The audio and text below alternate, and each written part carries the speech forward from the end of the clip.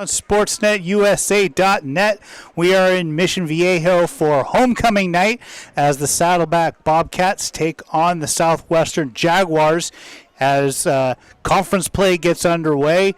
And I'm Matt Rogers. Next to me is Noah Alvarez. And Noah, looking at this game on paper, it seems like this is a game that Saddleback should win pretty easily. But we know in the game of football, nothing is easy. Yeah, and I really like talking with head coach Kerry Crabb before the game today because he kind of mentioned that this team that they're playing today in Southwestern starting to find a groove. Like they're 0-2 this season, and they had another game canceled, so they didn't get to play a third game. But they've improved each of the first two games. The first-year head coach for Southwestern, so you can't take anyone lightly. So Saddleback won the coin toss. They elected to defer, so they're going to be kicking off to start this game.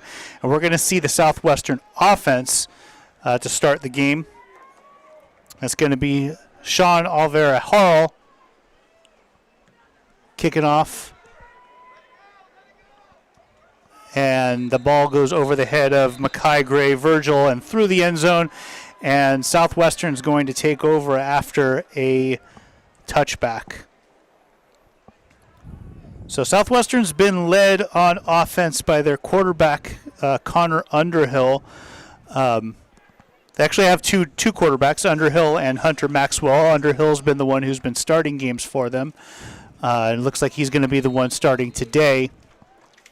And the Southwestern offense has struggled a little bit this year, and they really want to get off on the right foot. So Underhill's going to get started with two running backs and three wide. Drops back to pass, looking downfield, and he's looking for big play here to start, and that ball is intercepted. Dallas White with the interception on the first play of the game. I like the play concept that Southwestern went with the first play. I think the quarterback just made the wrong read. So after that running back motions out to the flats, there was a post wheel combination route. And instead of throwing it to the post, which was wide open, it was the receiver 81, Savion Yoakley, that was open on the post, but he said the quarterback threw it to the race. It was well covered. Both defenders were right there, and an easy interception for Saddleback to start the game off. So Trey Cook leads the Saddleback offense onto the field, and Trey Cook coming off an excellent game last week, drops back to pass on the first play, and doesn't find a lot to work with. He's going to scramble, moves out to his right across the 40 to the 45 and close to midfield. A nice scramble by Trey Cook on the first play of offense for Saddleback.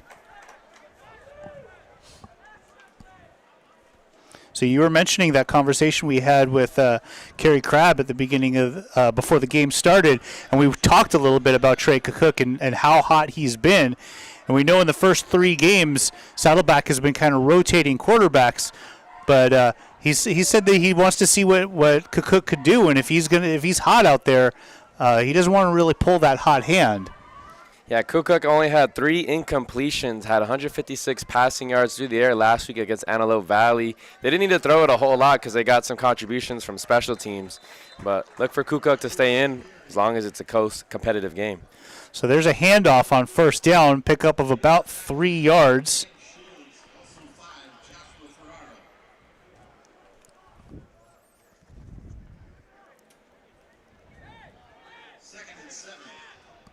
Second down and 7. That was 3 yards for Christian Guarcio. And there's another handoff. Guarcio picks up maybe a couple yards there. Going to set up a third down and about 5.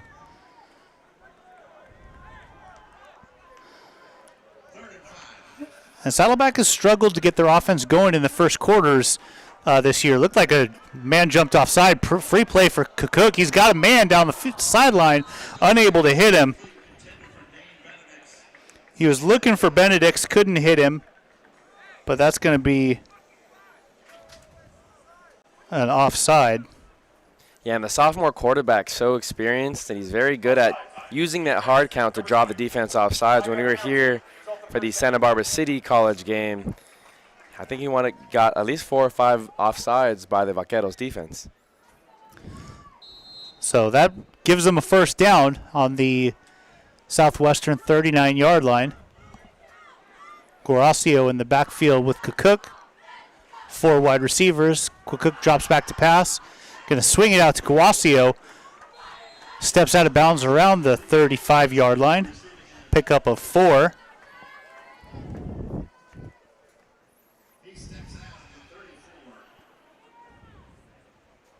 That was a 5-yard pickup, going to set up a 2nd down and 5.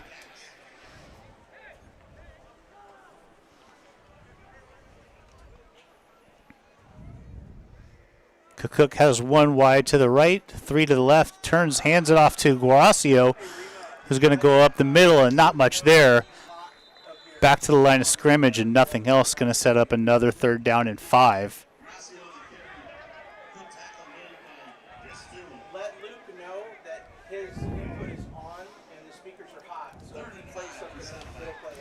Saddleback's been a pretty good team on 3rd down.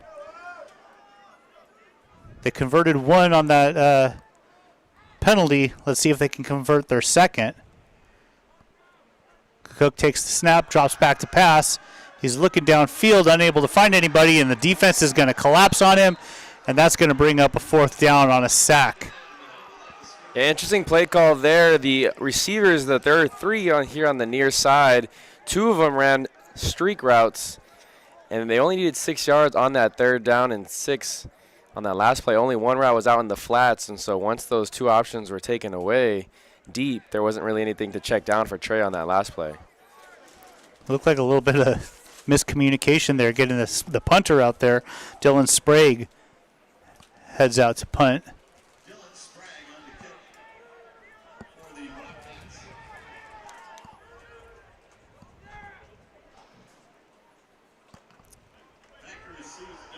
There's the punt, and it's going to bounce on at the 5, roll into the end zone for a touchback. And so Southwestern's going to get the ball back. Southwestern comes into this game with an 0-2 record. Saddleback is 2-1. Southwestern had 1 game that was postponed, a game with San Bernardino Valley that was postponed due to the line fire out in San Bernardino. That's why they've played 1 fewer game than Saddleback.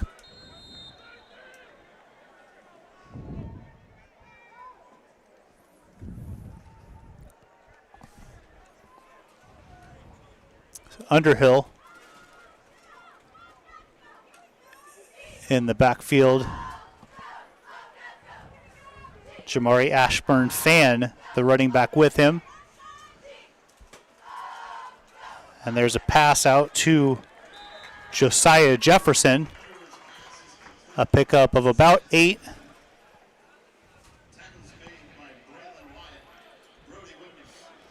Underhill with that interception on the first possession. That was his 4th interception of the year, with just 1 touchdown.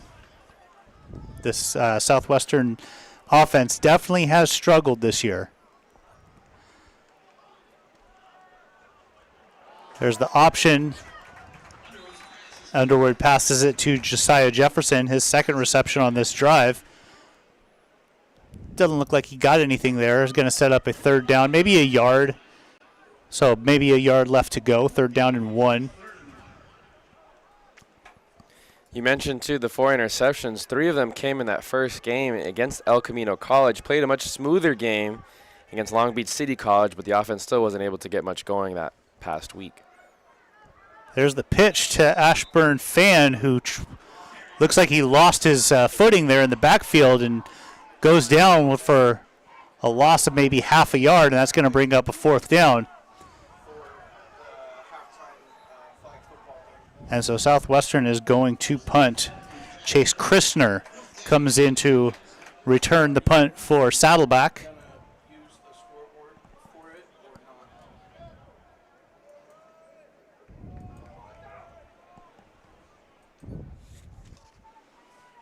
There's the snap and nearly blocked.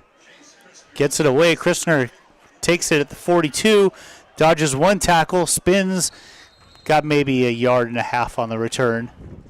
And Saddleback will take over on the 44-yard line. Saddleback takes over at their own 44. Just a reminder, folks, there is no play So we've seen a lot of offense from Saddleback so far this year. One of the highest scoring teams in the state. A lot of passing yards. Trey Cook way up there in the stats with his passing touchdowns as he drops back to pass here. Completes that pass out to his left to Andres Lewis. But I think a big thing is setting up those pass plays and passing lanes for Trey Cook. We mentioned RPOs last time we were here, and the running game, when it gets going, it frees up those lanes over the middle for the receivers in the slots or the tight ends. 2nd down and 3. Cook takes the snap, hands that ball off. Maybe a pickup of 2 there is going to set up a 3rd down and very short. That was Christner on the carry.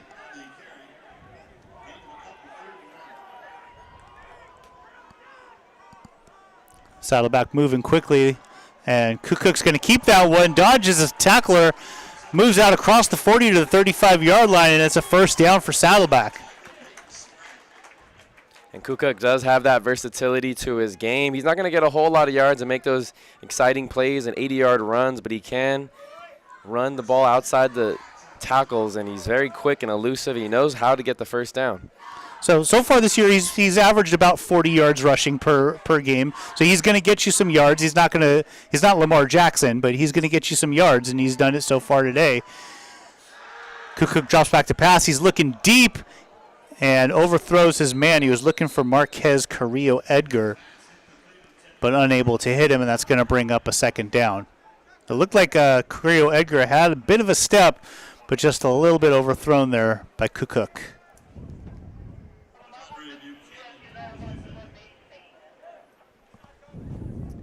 Brings up a 2nd down and 10. Any luck finding a loud crowd thing?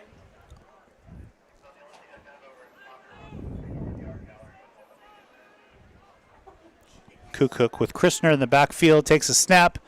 There's the handoff. Christner moving to the left, cuts back, finds a little bit of room, and a pickup of 4 there for Christner is going to set up a 3rd down and 6. Very good patience there, too, by the running back. Nothing opened up on that stretch play to the left, but he uses that patience, was able to let everyone kind of pass him, flow with it, and he undercuts everybody. Gets a cut chunk there on that 2nd down play.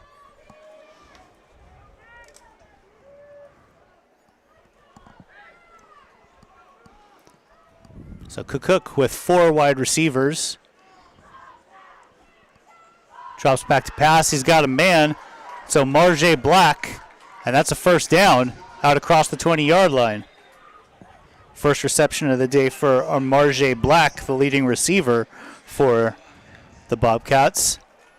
And he's going to need to pick it up, too, with the sophomore receiver, Cade Baker, still out due to an injury. We saw him take a big hit against Santa Barbara City. We hope he gets to return at some point this season. So Saddleback going to set up on the 18-yard line. They've had 10 possessions in the red zone this year. They've scored 10 times, 9 of those being touchdowns. That's why they're one of the best scoring teams in the 3C2A. There's the little shovel pass to Marjay Black, who gets around the corner, gets down to the 5. A late flag comes out. We'll see what that flag is. I think that's going to be a holding on the receiver there on the far side, Dane Benedicts. Again, it was outside the numbers, and you saw Benedicts with another Southwestern defender on the ground. So usually that's a holding penalty.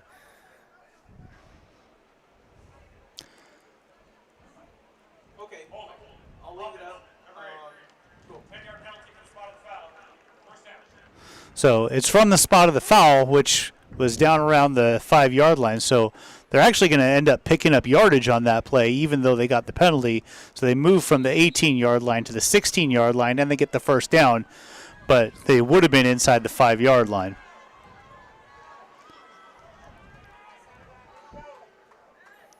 Cook with Christner in the backfield, 4 wide receivers.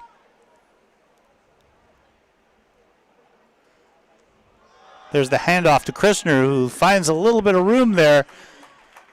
A pickup of about 7 for Christner. Got to set up a 2nd down and 3 on the 10-yard line. Yeah, big hole opened up on the right side thanks to the right guard, Dave Tice, starting at the right guard position today. One of the few sophomores on the O-line. There's another handoff to Christner, who finds enough room to get the first down to the 7-yard line. Going to set up a first down and goal for the Bobcats. Looking to draw first blood here.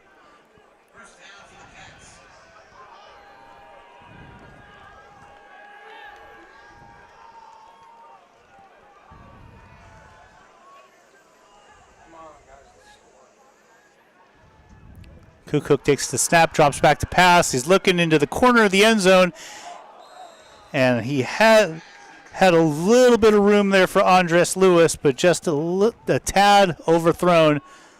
Lewis dove for it, but was not able to come up with it, and that's going to set up a second down and goal.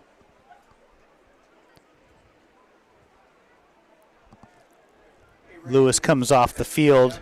Josh Peichel comes in, and Coach Crabb told us he wanted to get his tight ends involved. Might this be an area where he goes to the big man Peichel?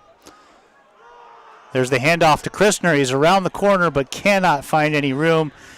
He gets about 1.5 yards, and it's going to set up a third down and goal.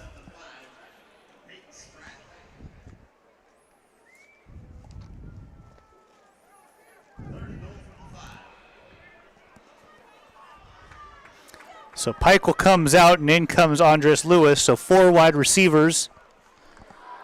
Amarje Black, Carrillo Edgar, Benedicts, and Lewis out there, along with Christner in the backfield and Kukuk taking the snap. Amarje Black in motion and a flag before the snap.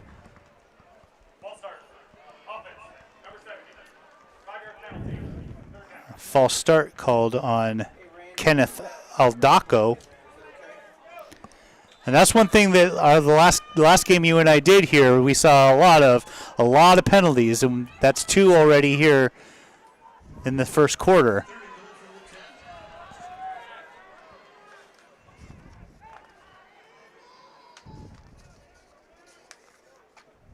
Cook takes a snap, drops back to pass. He's going to get flushed out of the pocket, trying to move, cannot get away, and for the second time today, Kukuk goes down. And that's going to bring up a 4th down. And I'm assuming we're going to see Sean Alvera Hall come out for his second field goal attempt of the season. He hit his first one from 29 yards. This one's going to be just a little bit longer. It's going to be about a 33-yarder. Alvera Hall hasn't missed a kick this year. He hit his only field goal. He's 15 of 15 on extra points. And he's looking to put Saddleback up here in the first quarter. There's the snap, the kick, it's up, and it is good. And with 3 minutes and 42 seconds remaining here in the first quarter, Saddleback takes the lead 3-0.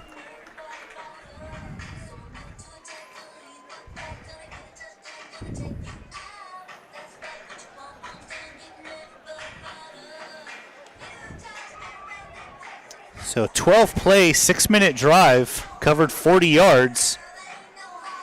Ends with a Sean Alvera Hall 33-yard field goal.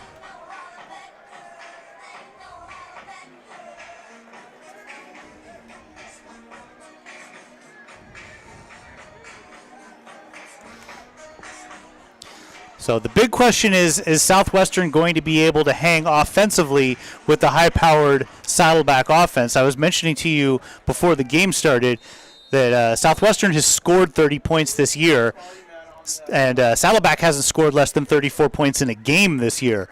So they're definitely going to have to put some points on the board if they're going to hang in this game. And I think first downs are going to be important, too. The play decisions on first downs are going to help set up for easier, more manageable second and third downs. And with that freshman quarterback Underhill, he's already thrown 4 interceptions. You don't want to have to make him play from behind and throw the ball a lot here on this Saturday evening. So the kickoff goes through the end zone, and Southwestern's going to take over on the 25-yard line.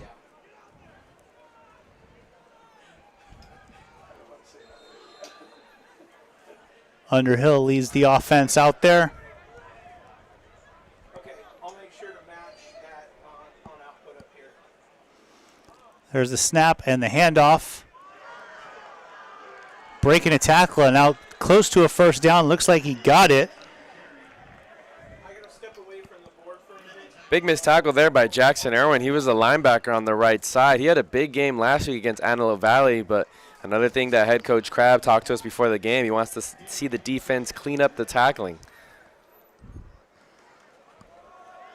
There's another handoff. Jaheim Williams. And once again, look, he was stopped at the line of scrimmage, but the tackling unable to bring him down. And not a big gain, 3 yards, but still there's a huge difference between a 0-yard gain and a 3-yard gain. Yeah, good second effort there, too, by the big fellas. The guys on the left side of the offensive line came to give their running back an extra push and get a couple more yards.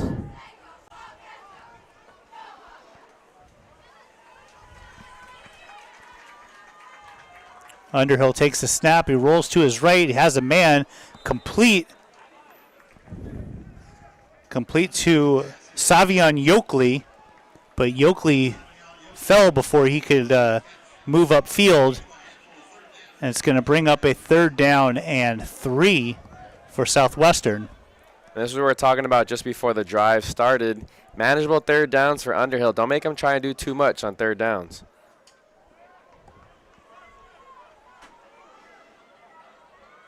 Underhill drops back to pass.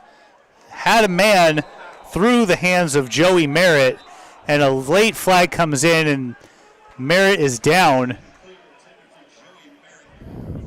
Yeah, I think and that's looks like that's going to be an unsportsmanlike. It's unfortunate there because, 10, 20 years ago that was a legal hit. What else is a safety supposed to do, especially if you're trying to influence the receiver not to catch a ball coming over the middle like that? Joseph Chavez with the personal foul. That's going to set up a 1st down, and that's 3 penalties already. Yeah, they had 13 last time we were here against the Santa Barbara City Vaqueros, so it's something to keep an eye out for. They have to clean that up, especially if they want to beat some of the top teams here in their conference.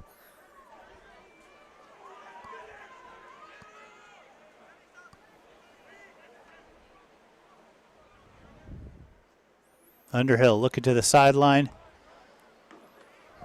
He's got Jaheim Williams in the backfield with him. He's got 4 wide receivers. Drops back to pass and has a man in and out of the hands of Savion Yokley.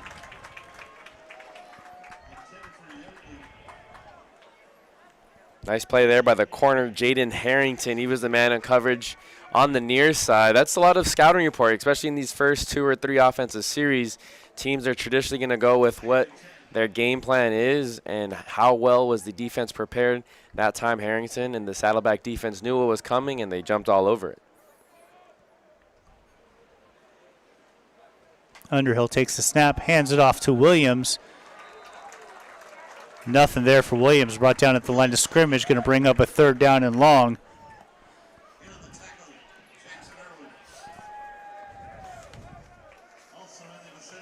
Jackson Irwin with the tackle. He's the leading tackler for Saddleback so far this year.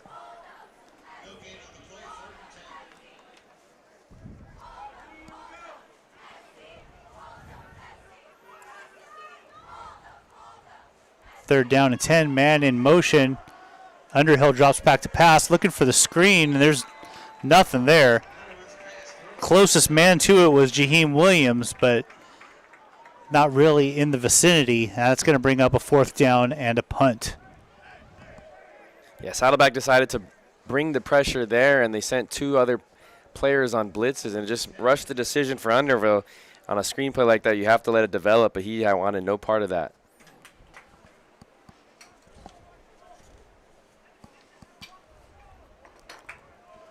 So it was Christner returning the punt earlier, but this looks like it's Dallas White out there.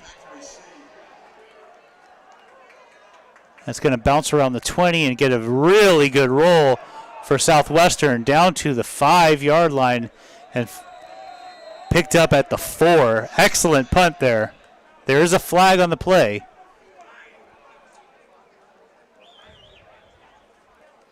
I know they got close to getting to that punt. I don't think they made contact with the kicker. And there's 3 flags all over around the 38 and 39 yard line here on the Saddleback side. And just judging by the reaction of the Saddleback sideline and some of the coaches, I think it's going to be on one of the Bobcat players.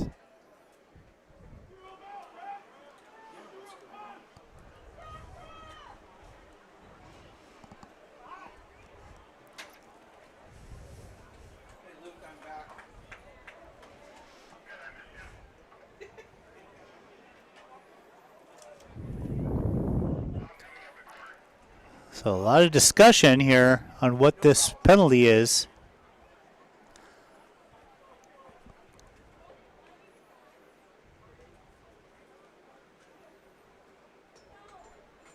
There are 2 fouls on play, both by the kicking team.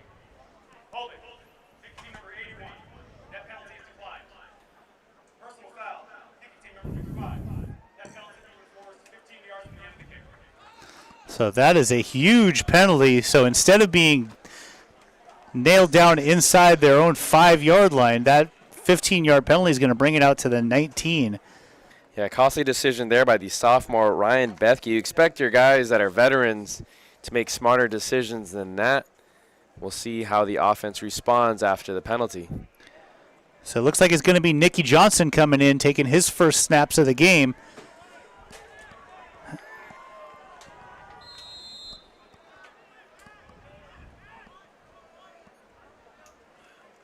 Johnson takes a snap and hands it off up the middle across the 25-yard line to about the 27, 28. That was Darian Campbell with the carry. Leading rusher for Saddleback so far this year, and that was a first down.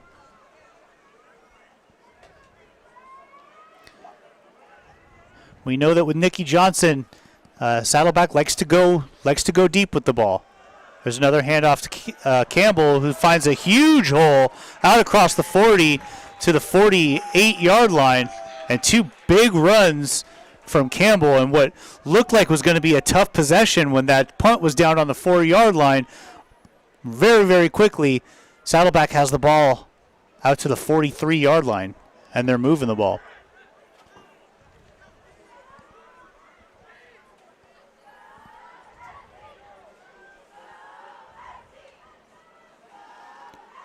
And there's another handoff to Campbell, who goes right up the middle, and a good 6 yards there for Campbell.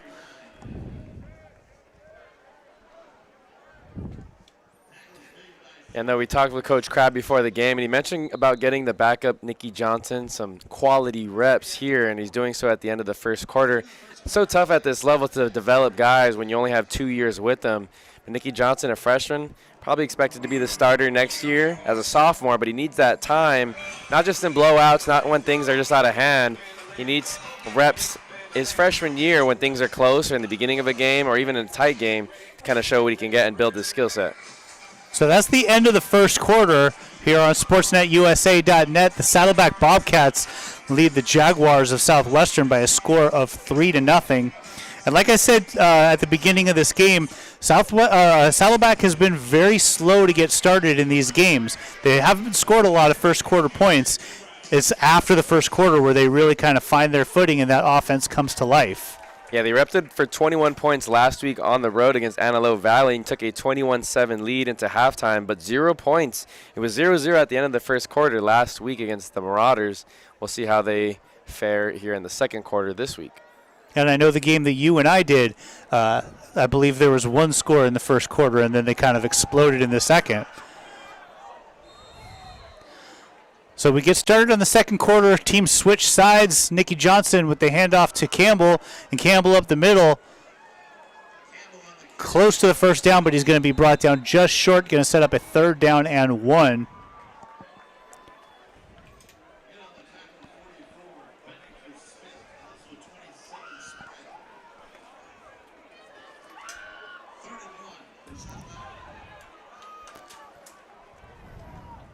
So Nicky Johnson has not put the ball in the air yet. Here's 3rd down and 1. Still not going to put the ball in the air. It's Darian Campbell again. And Campbell up the middle has got the first down, a pickup of 3 to the 45-yard line.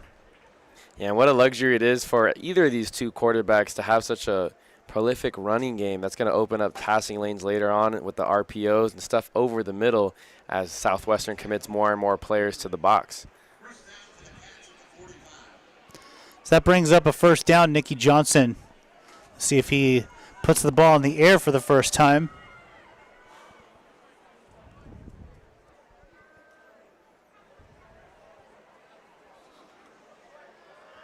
He's going to put it in the air. He's got a man. Juggled, and did he come down with it?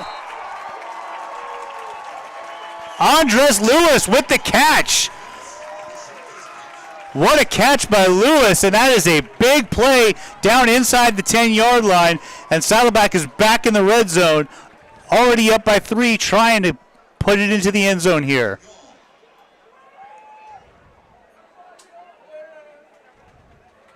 There's the handoff to Campbell. Does a little spin, using his size to get down to the 6-yard line.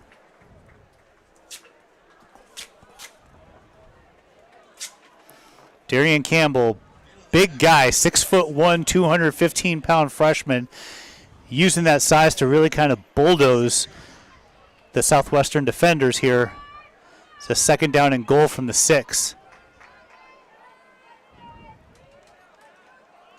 Another handoff to Campbell. Not much room there. A pickup of 1. Going to set up a third down and goal. Yeah, it was the first time we really saw a negative run play or a play stopped at the run of scrimmage. The Saddleback offensive line has pretty much had their way with the Saddleback or the Southwestern defensive front. Yes, please come up and grab a sandwich. So it's going to set up a third down. Nicky Johnson with 4 wide receivers. He's got Campbell in the backfield. Campbell has been the workhorse on this drive. Marjay Black in motion, and another flag. False start. Tyrone Portis, the left guard. Snap transfer. Offense, number 50. 5-yard penalty. Third down. They're actually going to call it on the center, so might have flinched the ball a little too much there. Sets him back 5. That was Ryan Carby at the center. So third and goal from the 10. Nicky Johnson takes a snap. Looking into the corner of the end zone. He's got his man, and it's caught. Touchdown! Andres Lewis from Nicky Johnson, and the Bobcats have scored their first touchdown of the game. It's 9-0. Yeah, Southwestern was bringing pressure there, so it's just going to be one-on-one coverage here on the near sideline. This time, Andres Lewis beats his defender just like he did earlier in the drive when he caught that deep post route over the middle to set them up in the red zone. But a very good improvement there because we saw in the last time they were here in the red zone, forced to kick a field goal. This time, more initiative to punch it in for the 6.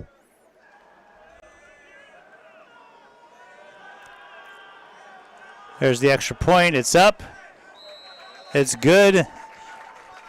And Saddleback leads this game by a score of 10-0.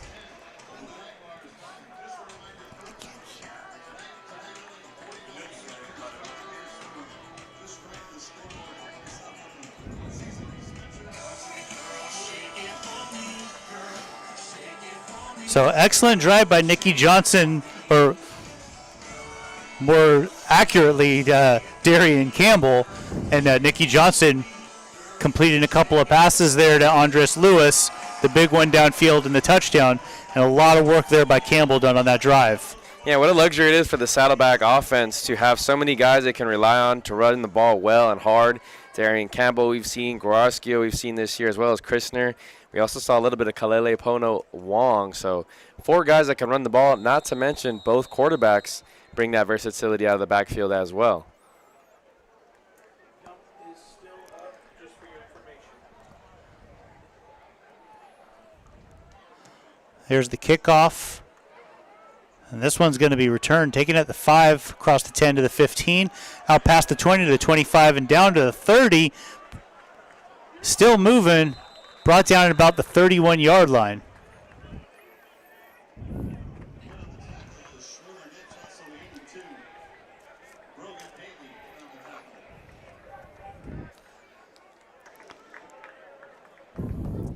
So the Southwestern offense is going to come out and try and get something going here.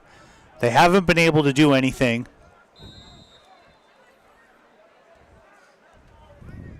It's going to be Underhill under center still. They do have Hunter Maxwell.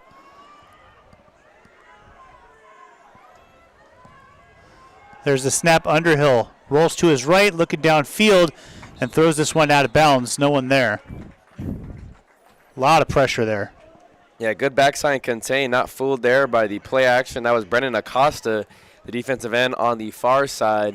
Didn't bite on that naked boot, so Underhill had pressure in his face.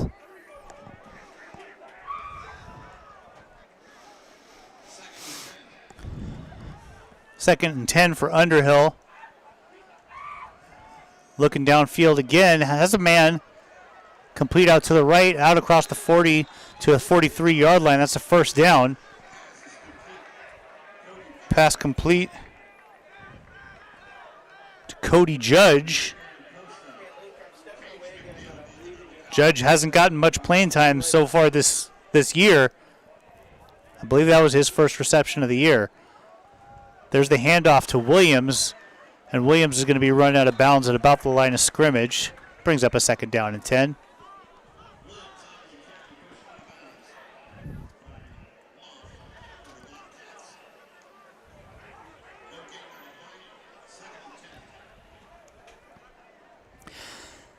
Second and 10 for Southwestern. Underhill drops back to passes, has a man complete out to his left. Josiah Jefferson with the catch. That's his third catch of the game. Brings up a third down and 4.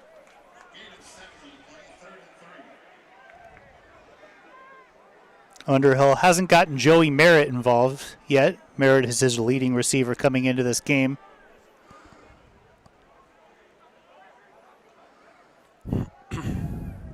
Third down, drops back to pass, and that ball sails on him. Yeah, it's tough to make that throw from the near side hash. The opposite hash of opposite numbers. It's always a tough throw here, even at this level, especially at the college level when the hashes are split wider apart. Some guys just don't have the arm strength to make that throw. So he was looking for Savion Yokley on that play, unable to get him, and that's going to bring up a fourth down. Always keep an eye on the punt block team for Saddleback. Last week against Antelope Valley, they had a punt block and then returned it for a touchdown. It was Irwin who got the scoop and soar for 6. They also blocked an extra point last week, so special teams doing their job last week. A low punt picked up and handled. Christner back, but that one's going to go through the end zone, and it's going to be a touchback.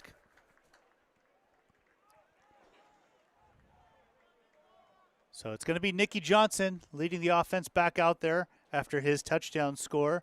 So we saw Trey Kukuk for the first 2 drives that resulted in 3 points. Nicky Johnson, the third drive, brought him down for a touchdown, and he's going to get the fourth drive here.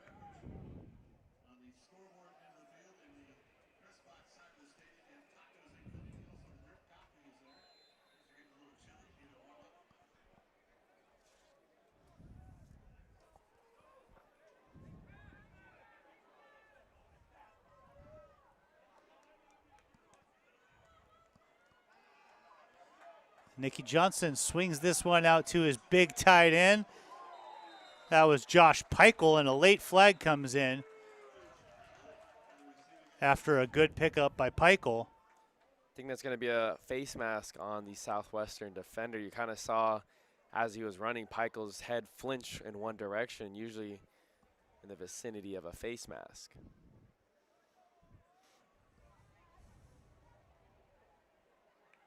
There's that first reception, though, to a tight end who we mentioned earlier in the broadcast, right? Head coach Kerry Crabb wants to get his tight ends involved in the passing game.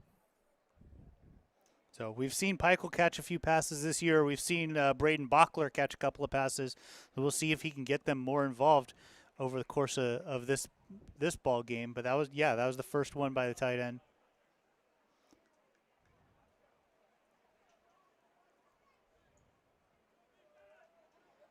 And it looks like they picked up the flag. They're not marking anything off.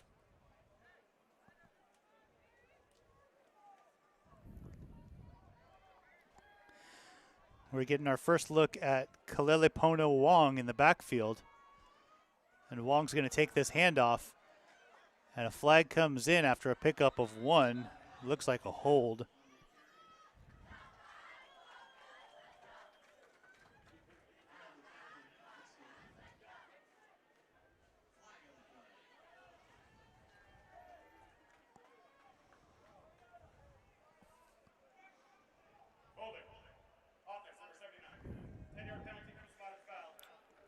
Paris Smith with the hold.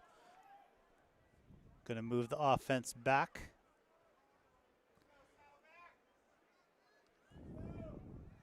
First down and 19.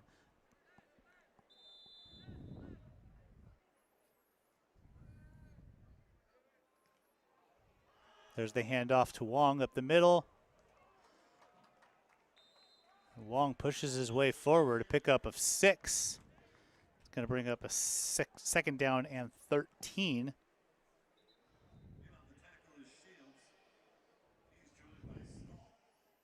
Wong, 6 foot, 205-pound freshman from Hawaii.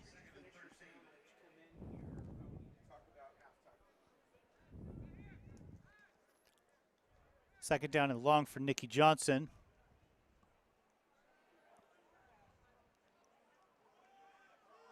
There's the shovel to Marjay Black. And that did not work this time. Marjay Black going to be dropped for a loss of a couple. It's going to be a third down and a lot. Looked like they made an adjustment, Southwestern did on defense. That was a safety, Joshua Ferreira. And the last time they ran a fly sweep like that with the motion, no one came down. But that time the safety came down, crashing hard on the run play. Could open up a potential pass later on in that game off that same motion. So Nicky Johnson's going to have a third down and 17. He's looking downfield, a little bit of pressure, but not a lot. He gets Wong out of the backfield, and Wong is lit up.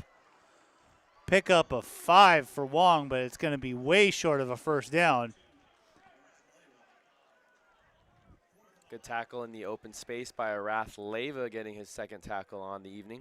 Dylan Sprague in to put this ball away.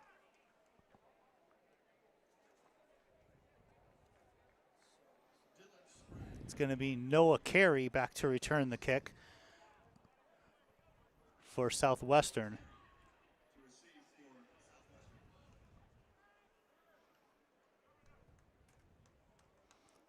High snap, and that ball is blocked. Block punt.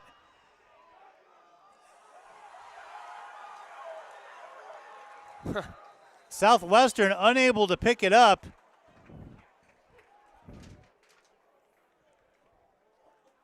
But they're going to have excellent field position after that block punt. So we talked about the special teams for Saddleback blocking a couple of kicks last week. This week, it's the other way around.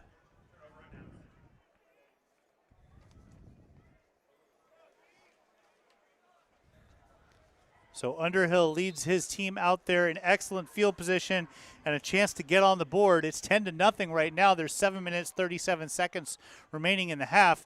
Underhill looking to pass. He's going to roll out to his right. He's got a man wide open. Hits him at the 10. He makes a move and into the end zone for a touchdown. Huge swing of momentum for Southwestern and the quarterback Underhill. We mentioned, too, we didn't want to let things get out of hand too soon and have to force him to pass every single down to play from behind and go against the Saddleback defense with their ears pinned back. But a huge special teams play and then a first play touchdown has the Jaguars back in business.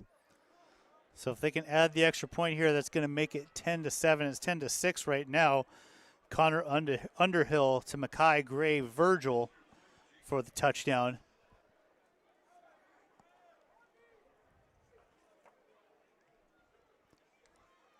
Kick is up and good, and the score is 10-7. First touchdown of the year for Mackay Gray Virgil. Just the second passing touchdown for Connor Underhill. And that huge punt block by Jordan Benton set Southwestern up in excellent field position. And on the first play, they take advantage and they're right back in this ball game.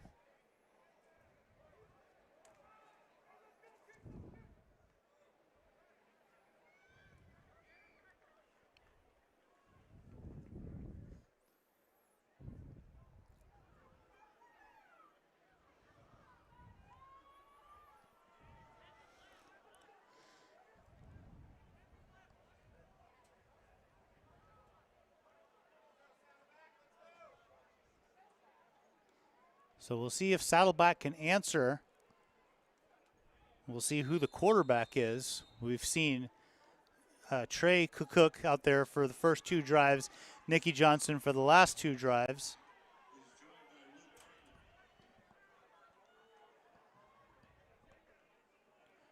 Craven and Black back to return. Marjay Black's going to take this at the 3, across the 10 to the 20, 25 out across the 30. He's across the 40, the 45, the 40, 35. Oh, Marjay Black is gone! Touchdown!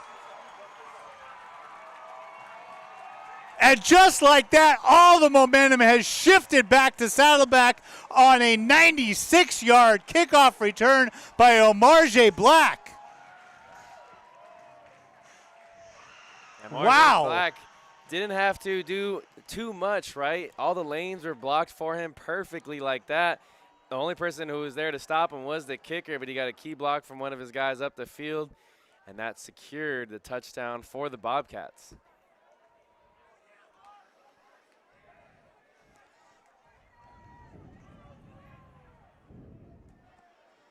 Well, we talked about special teams, and special teams just came through right there.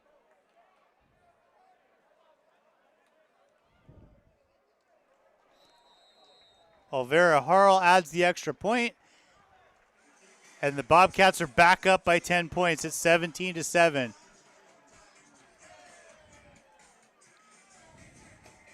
"97-yard kickoff return by Marjay Black."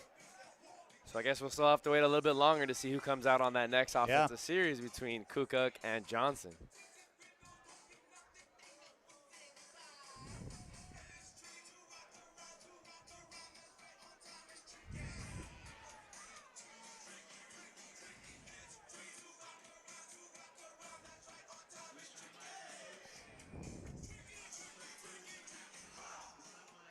So Olvera Harrell lines up to kick this ball off.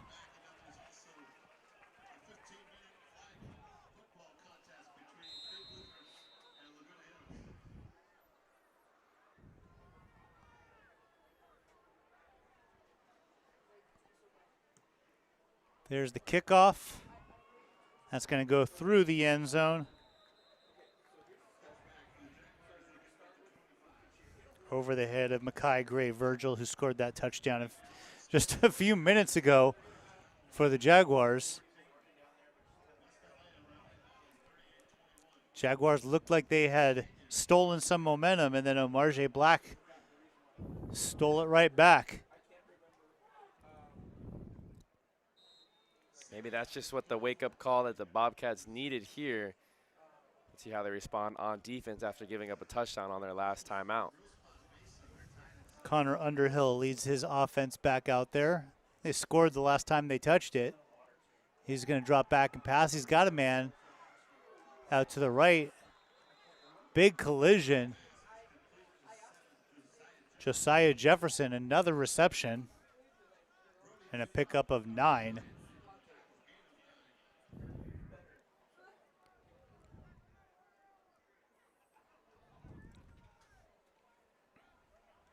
Underhill has Josiah Jackson again, or Jefferson, I'm sorry. Jefferson out across the 40 to the 43-yard line for a first down. It's been efficient play calling, too, by the Southwestern offensive coordinator. Just to take what the defense gives them, just a simple little hitch play there that gets the first down.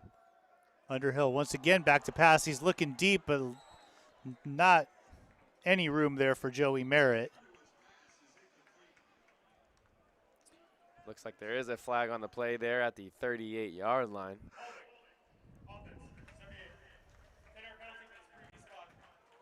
So that's going to move Southwestern back on the hold.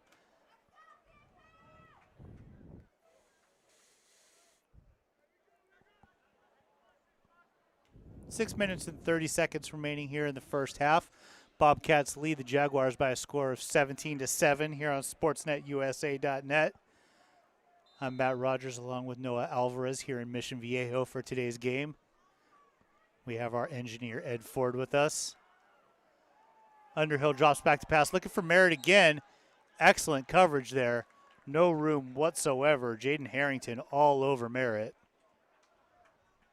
Going to set up a 2nd down and 20.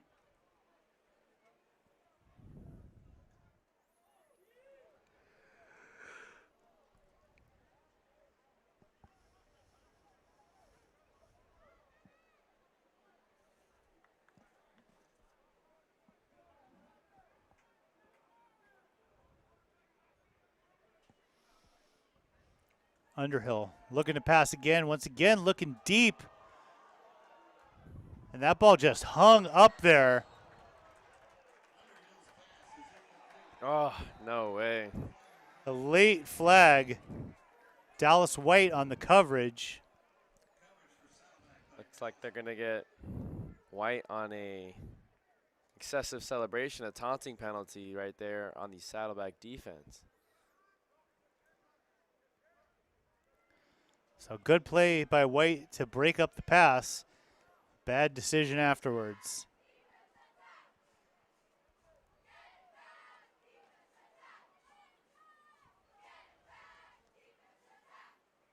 Result of the play is an incomplete pass.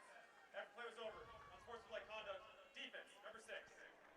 15 yards from the previous spot, automatic, first down. And it's That's something that we saw the last time you and I were here, just giving first downs away. That would have been a 3rd down and 20, and instead it's a 1st down.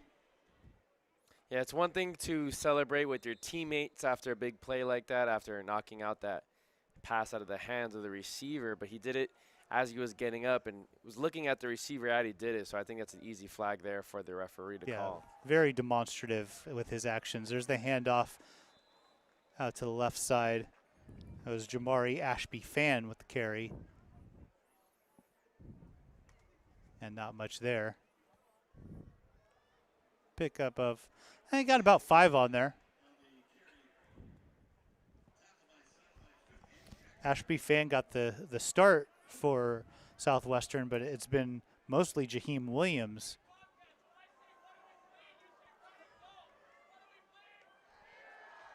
Underhill rolls out, completes a pass along the sidelines.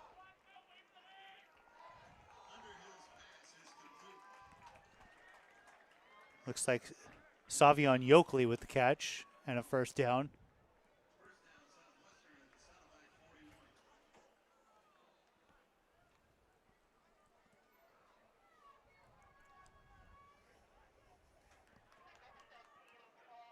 Underhill, low snap, loses the ball and goes down with it. Yeah, the alumni cheerleaders will be doing something. That's going to be a big loss on the play. Yeah, but fortunately for the Southwestern offense, they were able to recover it. Bethke was the guy coming off the edge here on the near side and almost got to that ball before Underhill did.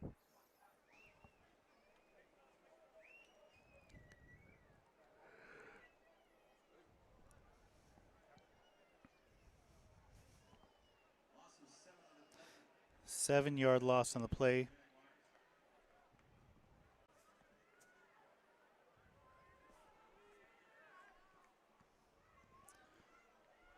Underhill takes a snap, looking to pass.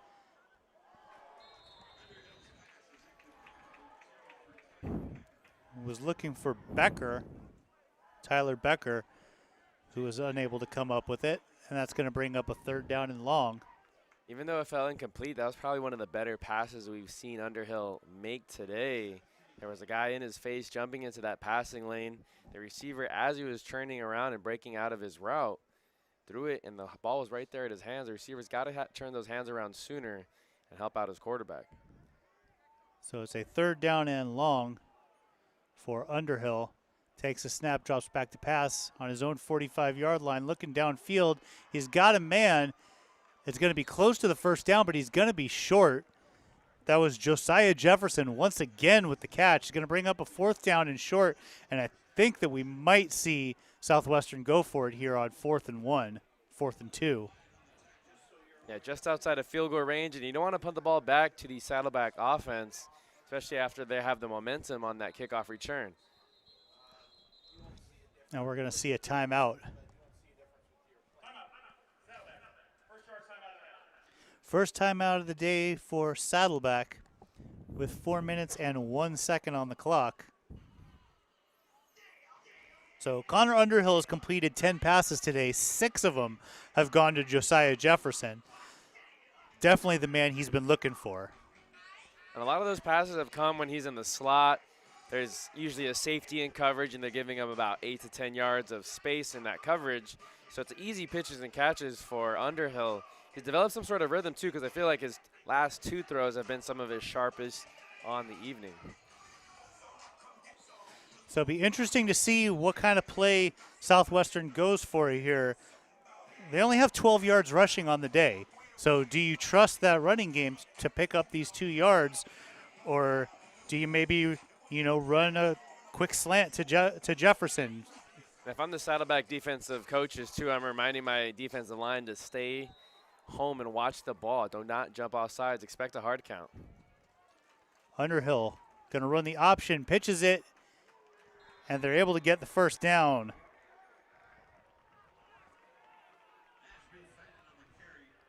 Jamari Ashby-Fan with the first down. Big 4th down conversion for Southwestern.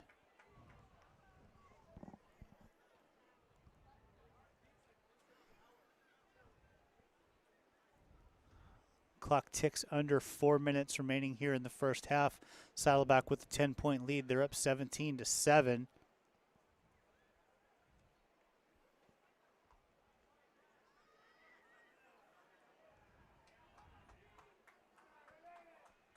Underhill with 2 backs in the backfield with him. Drops back to pass. He's looking deep. Defender fell down, but the ball sails over the head of Makai Gray-Virgil. Gray-Virgil is the one who caught the touchdown pass earlier for Southwestern, but unable to get to that one there. Going to bring up a second down. Good pressure up front by Emil Ventura coming from that defensive tackle position.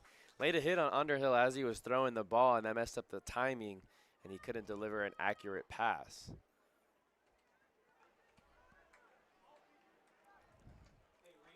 Second down and 10 for Southwestern.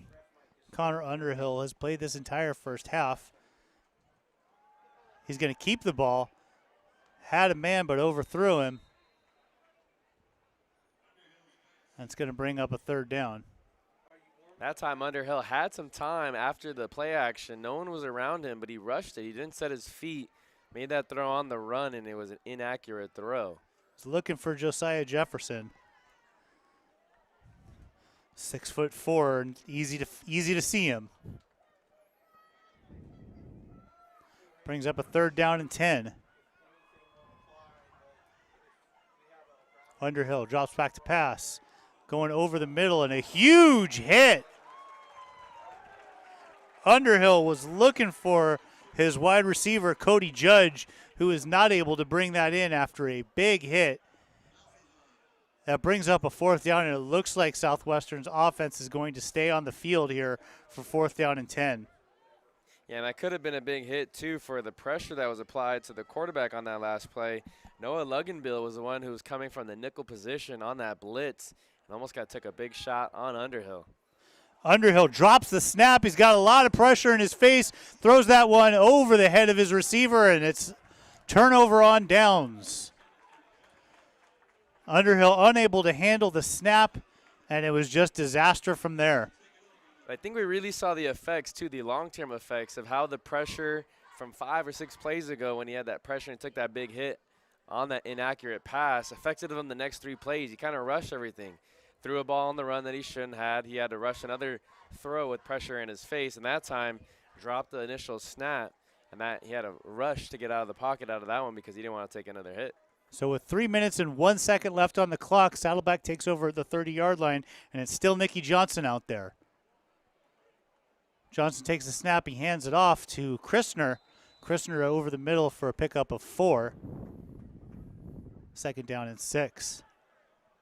Saddleback does have 2 timeouts, so we'll see how aggressive here head coach Kerry Crabb is in trying to drive down the field and score before the half.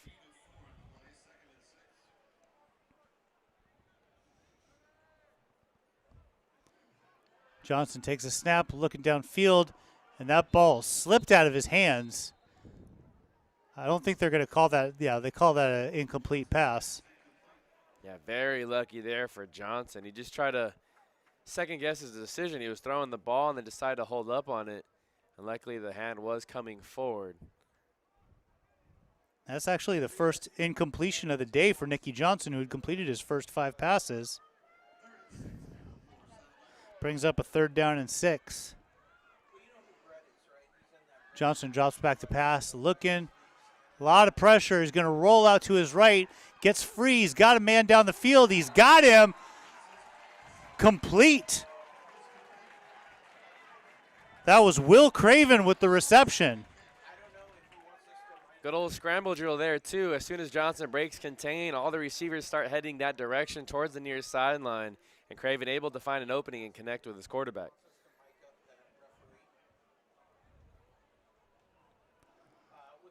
We're getting close to the 2-minute timeout. Are they going to get the snap off before it? They do.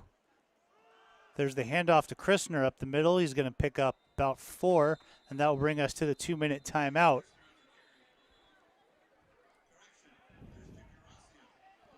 Sorry, that was Christian Guaracio with the carry. A pickup of 5 on the play brings us to the 2-minute timeout, more specifically 1 minute 53 seconds remaining here in the first half. Saddleback is up in this game 17-7. Looking to add something before the end of the half and extend this lead. And just build some more momentum. It's not like they haven't had a productive offensive output, but like we said before the game and as we were taking the elevator up here to the press box, I think we both thought this was going to be a little bit more lopsided coming in, based off of the team's records and the stats that they put up during the first 2 games of the season. Saddleback still struggling to put up points on the board. If it wasn't for that special teams touchdown they got on the kick return, it'd be a 10-7 game. Well, Coach Kerry Crabb, before this game started, he told us, he said, throw out the record. This is a much better team than what the record shows. And Southwestern has played really good defense. You know, they've stayed in it. If they can get their offense going a little bit, they might be able to push Saddleback here. So this is a very important drive for Saddleback to try and get something before the end of the half. Nicky Johnson on a 2nd down and 6. Going to hand that ball off to Guaracio up the middle. A nice pickup up to the 35-yard line. A pickup of about 9.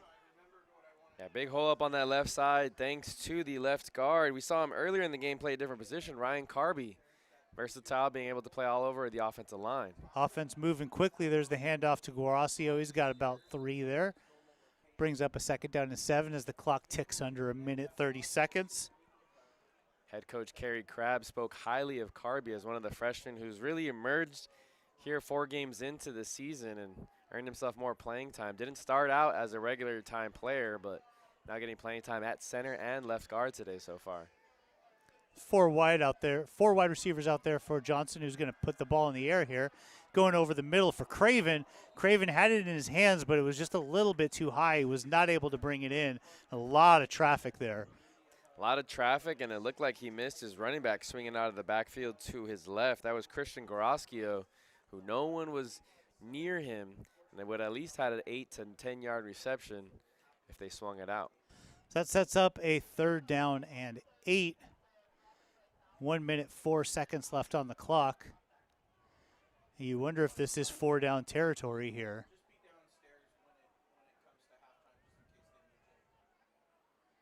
Nicky Johnson drops back to pass.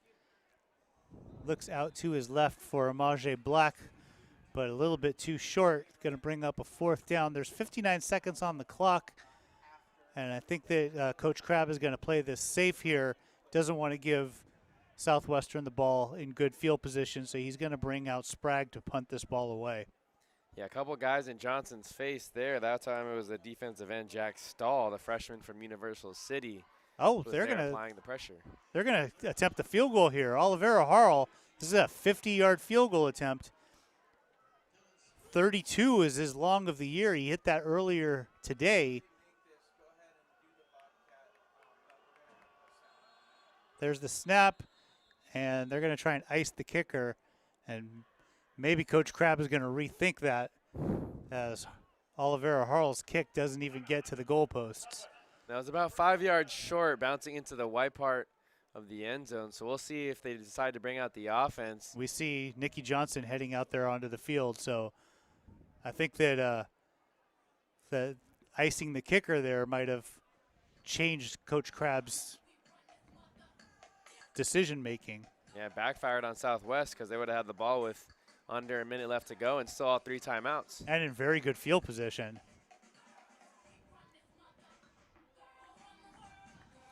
So 54 seconds remain here in the first half. Saddleback leads this game by a score of 17-7 here on SportsNetUSA.net. We got a whole second half of action coming up after an extended halftime period here as Saddleback is celebrating their homecoming.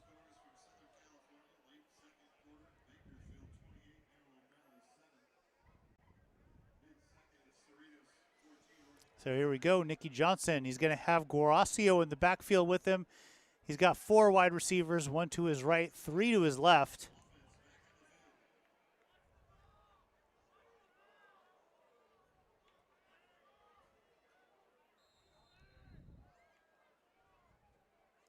Johnson takes a snap, drops back to pass. A little bit of pressure, but not a lot. Looking over the middle, but unable to hit Will Craven. And that's going to turn the ball over on downs. And Southwestern's going to have 49 seconds and 2 timeouts to try and get something here before the end of the half. And if they can go into this half down by only 1 score, that's going to be huge for the Jaguars. A huge confidence boost for the Southwestern Jaguars, and specifically Connor Underhill, as we mentioned, just really struggled to get things going for the offense this season, but already one of his better halves that he's played all year. Yeah, the Southwestern offense only averaging 245 yards per game on the season, which is one of the lowest totals in the state. Underhill drops back to pass, looking along the sidelines. He's got his man, it's complete, but he's unable to get out of bounds. That was Cody Judge with the reception. Clock stops on the first down. Underhill passing again. Has his man. It's complete. But short of the first down, the clock is running. Savion Yokley with the catch. And Southwestern is going to use their second timeout with 23 seconds on the clock. I think they might add about 6 or 7 more seconds. I think they called that timeout with 28, but I'm surprised they didn't call it right after the catch was made. It wasn't a first down, and they didn't get out of bounds. Could have preserved at least another 5 to 6 seconds. So they're changing the clock to 27 seconds. And in this kind of a setup, you got under 30 seconds. You're down to 1 timeout. You can't complete a pass short of a first down. You just can't at this point. No, you have to go for the first down on this next play. You can still work the middle of the field with that 1 timeout, and if it is a first down and you have already 2 plays called in this huddle, you can work the middle of the field, then rush. Don't have to use a timeout or even spike the ball, call your next play, get into that next play and go from there. But you still have that 1 timeout, so we'll see how the Jaguars attack this. And, of course, you could also always use the sidelines, so we'll see what happens. Interested to see if Saddleback decides to bring pressure. The last play, they brought 2 linebackers off the near side edge. Don't want to just give Underhill all the time in the world to throw this ball. So Underhill takes this snap from the 50-yard line, drops back to pass, looking downfield. He's looking deep. He's way overthrown. He's looking for Savion Yokley, but Yokley was nowhere near it. Going to bring up a 3rd down and 5. And that time, Saddleback only rushed 4, but Bethke came on a stunt. The end looped around the defensive tackle and was able to create some pressure in Underhill's face.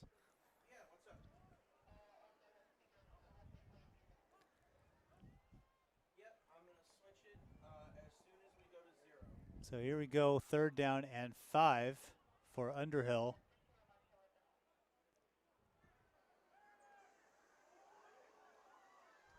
And he's got this one complete. Out to who else? Josiah Jefferson. Another flag on the play in the backfield. That might have been roughing the passer. Nope, holding.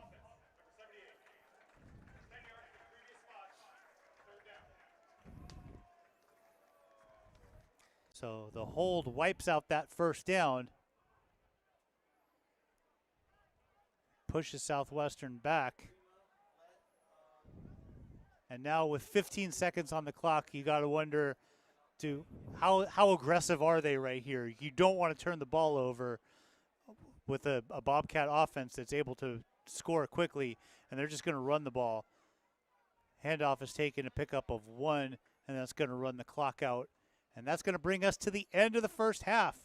So through 1 here in Mission Viejo, the score is Saddleback 17 and Southwestern 7.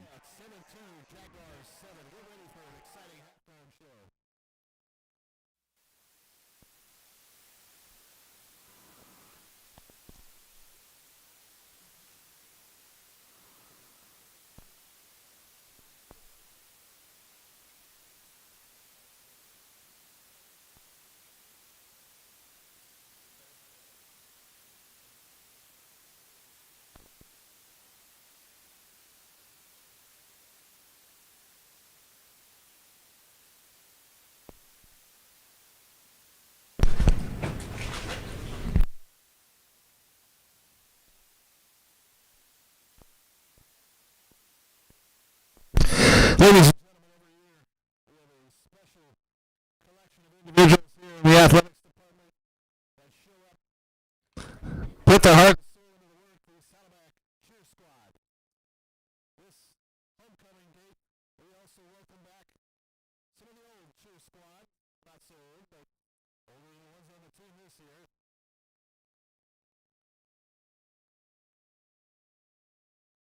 Cats in a halftime display.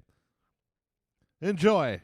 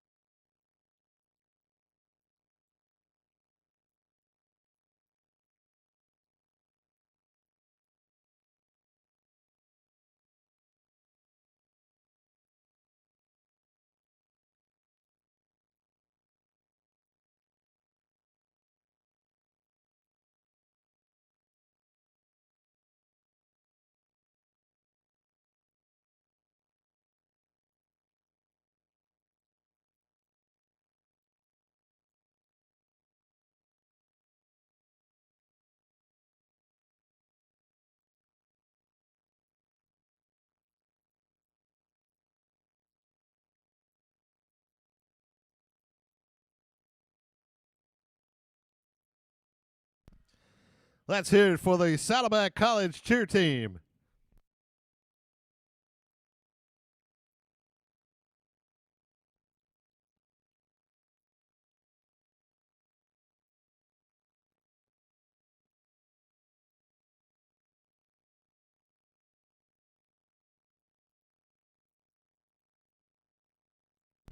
Now, folks, as a reminder, we're proud to say that Saddleback is adding flag football this spring, women's flag football.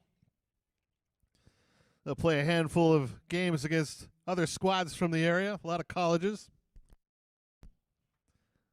So at halftime tonight, we welcome both Crane Lutheran and Laguna Hills, the Hawks and the Saints, as they'll play a 15-minute running clock game between the two teams.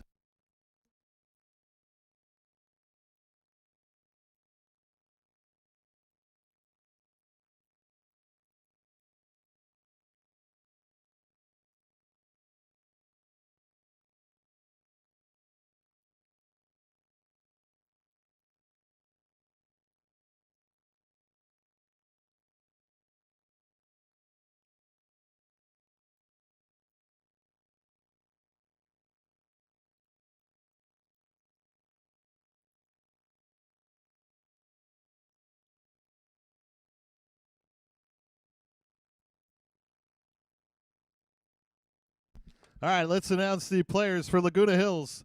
Number 1, Juliana Cornegay. Number 2, Rebecca Davis. Abby Kimmel. Catherine Faith Cruikshank. Cassidy Patterson.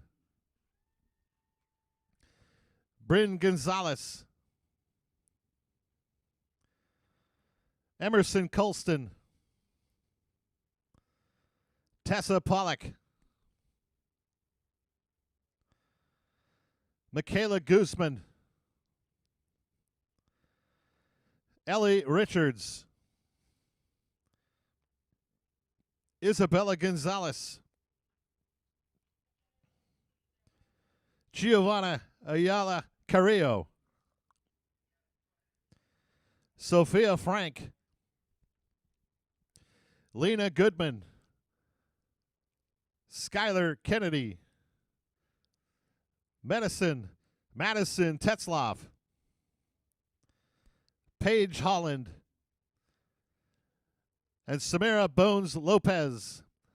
Those are the Hawks under the coaching expertise of Patrick Pollock. Now let's meet the Saints from Crane Lutheran.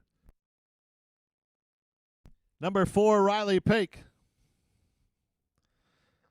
5, Paige Olivier. 7, Ellie Hordick. Number 8, Allison Schmeida. 9, Danielle Mendoza. 11, Marley Hall. 19, Taylor Kane. 23, Peyton Downs. 25, Haley McElroy. 35, Olivia Green.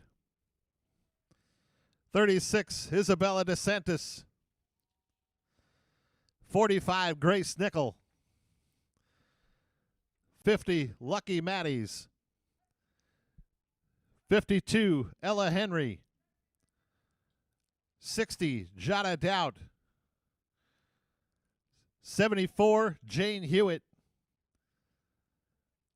75, Ryan Gaeta. 77, Addison Land. 78, Lexi Von Sprecklin. And also Caitlin Loringer. And that's under the direction of the great coach Mike Shoemaker. Welcome to the Saints.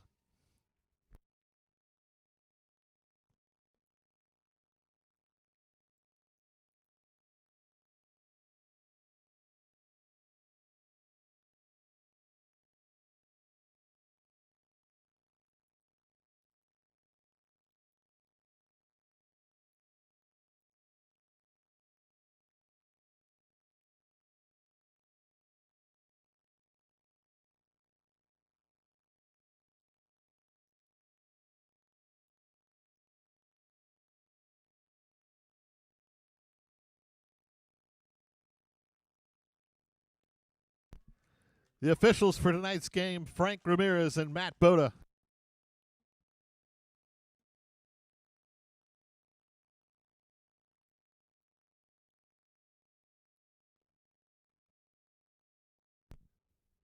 Ella Henry with a catch.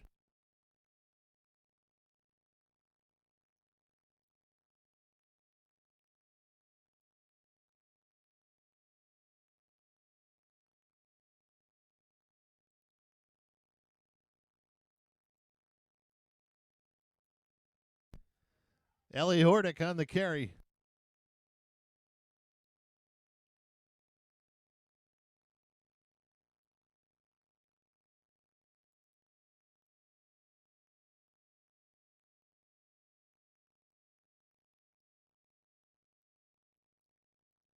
Double reverse, look out.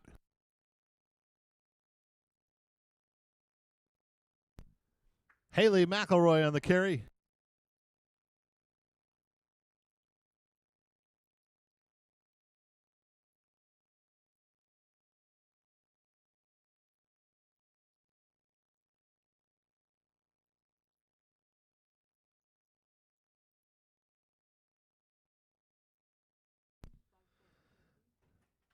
Mendoza's pass is complete. Green on the receiving end.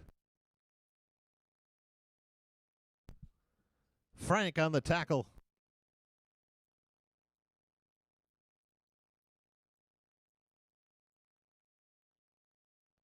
Nearly picked off.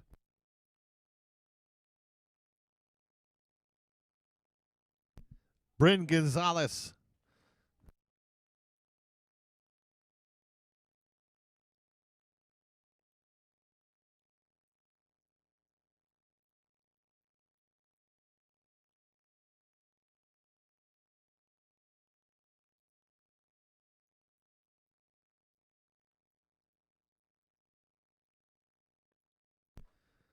Pass complete to Green.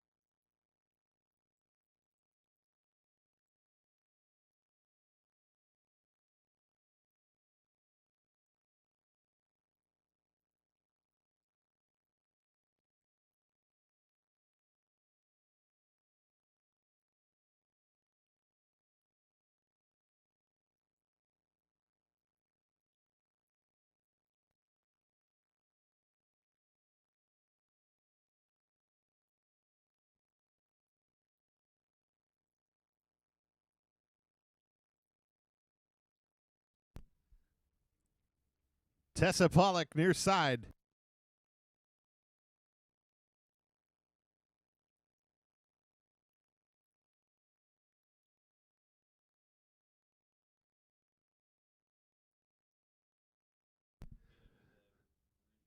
Just running down one of the rules, folks. It's an 80-yard field. You'll see the cones down around the 10-yard line. Pass incomplete.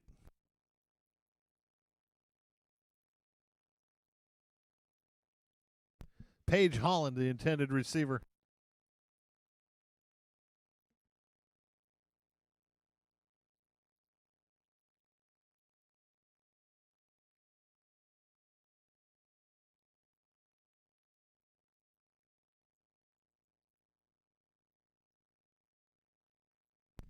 Patterson's pass complete.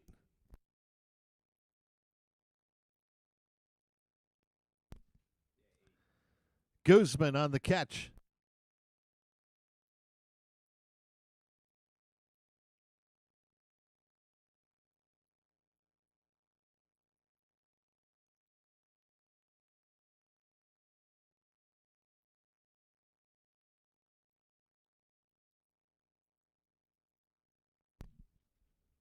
Pass intended for Pollock. Broken up.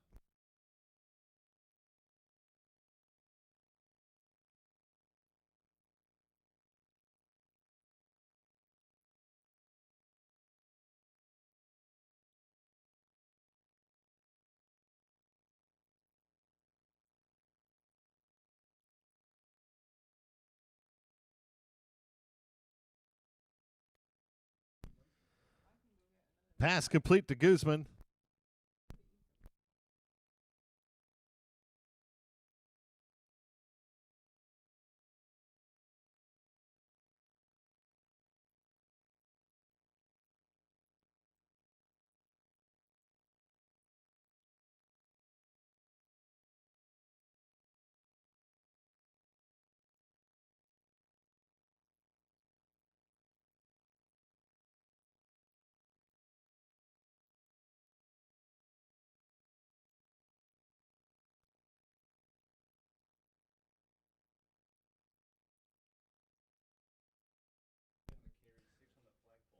Lexi von Sprecken on the carry.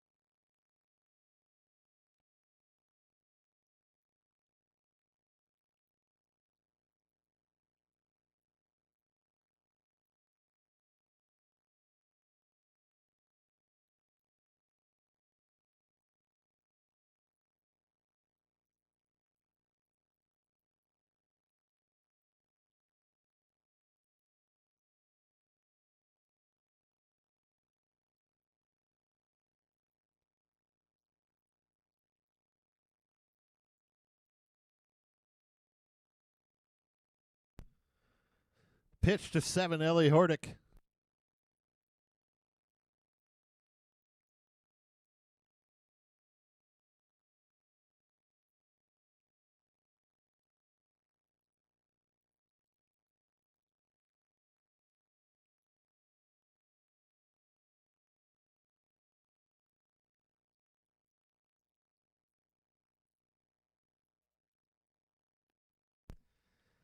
Pass complete. Allison Schmeider.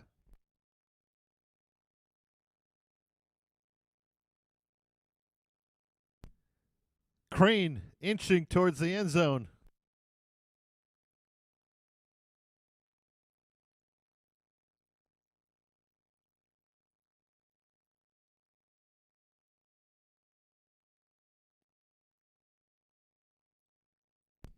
McElroy on the carry. We'll call it the 10-yard line.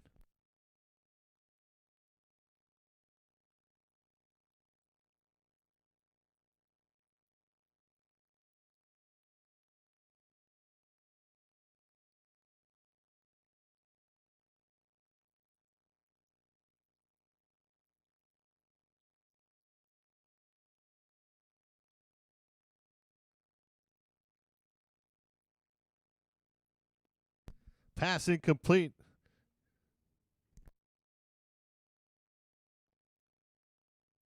Pressure put on by Lena Goodman.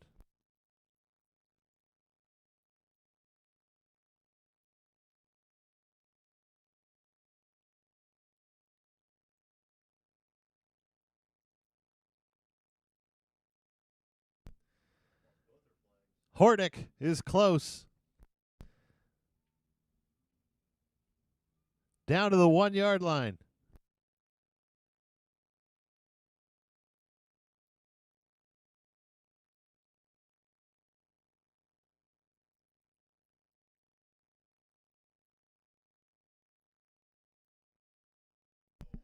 Pass incomplete.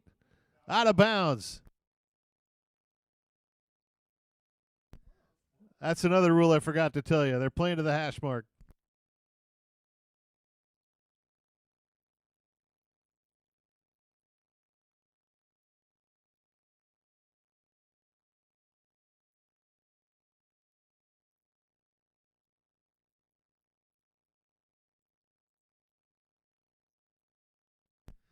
Laguna Hills takes over on the 1.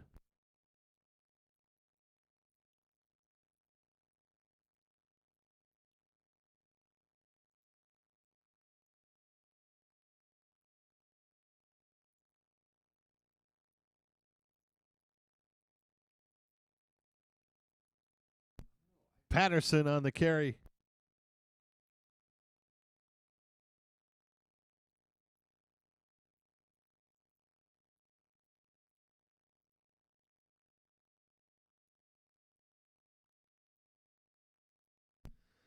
Pass is complete to Guzman.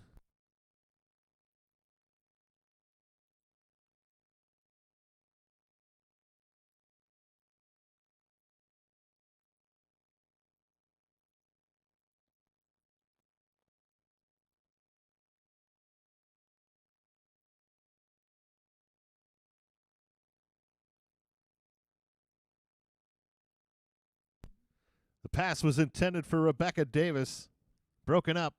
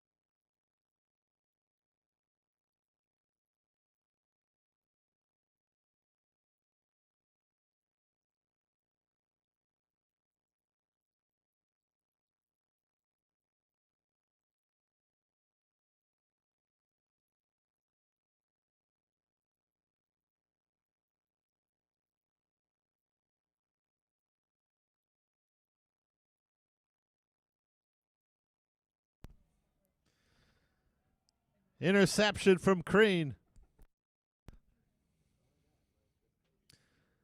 Ryan Gaeta with the pick.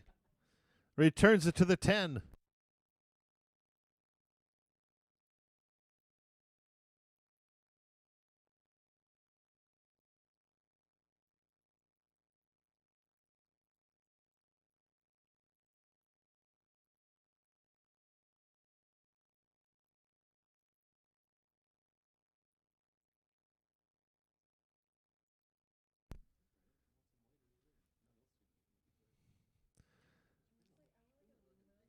Saints down to the 5-yard line. They're knocking on the door.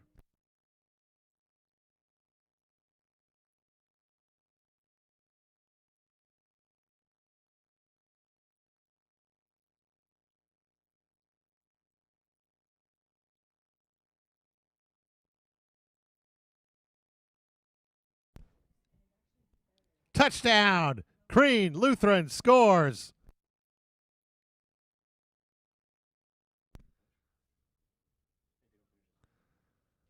Michaela Guzman on the receiving end.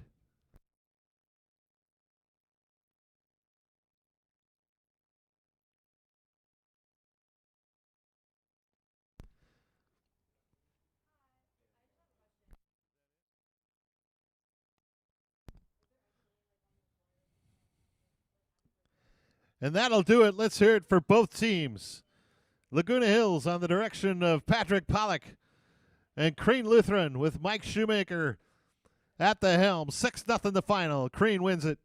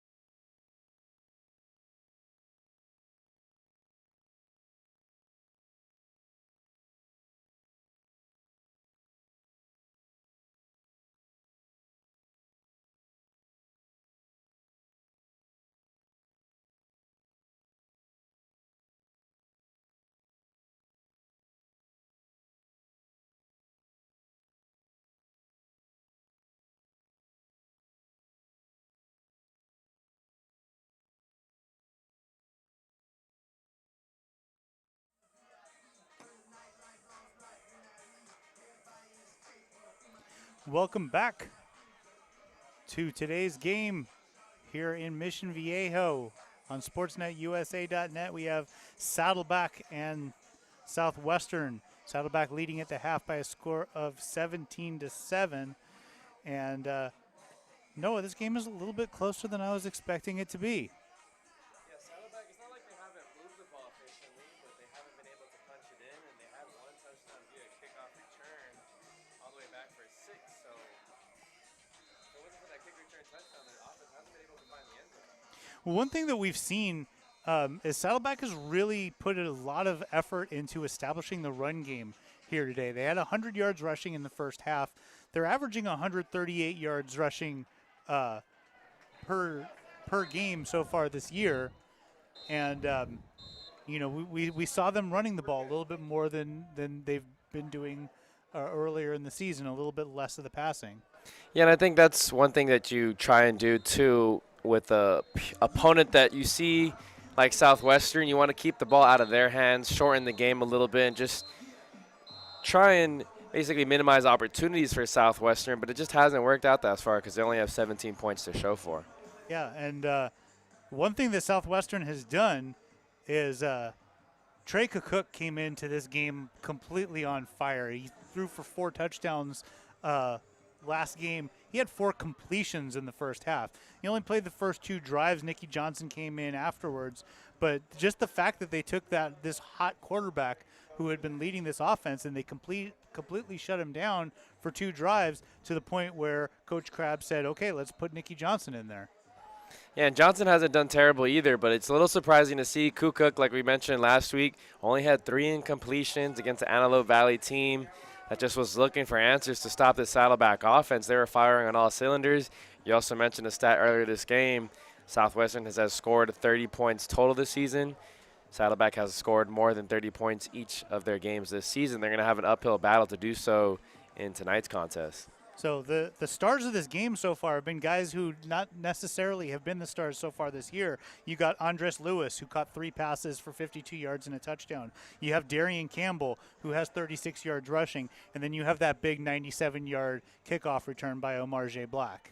Yeah, and on defense, I want to definitely highlight Braylon Wyatt. He's been all over the place, as well as Jackson Irwin. Irwin had a big week last week as well. But he has second on the team with the half with 3 tackles, and Wyatt leads the team with 5 tackles defensively. So Saddleback won the opening toss. They elected to defer, so they're going to get the ball to start here in the second half, up 17-7, and there's the kickoff. And it's going to be Omar J. Black taking this from the 10 to the 15. And he's going to be strung out there. Nothing there for Omar J. Black.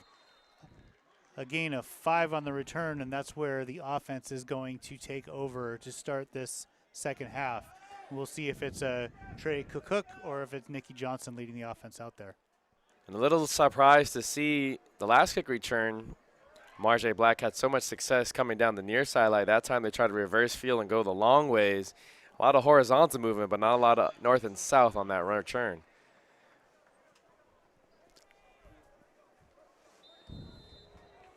So it's going to be Cook who's going to start the second half for Saddleback behind center.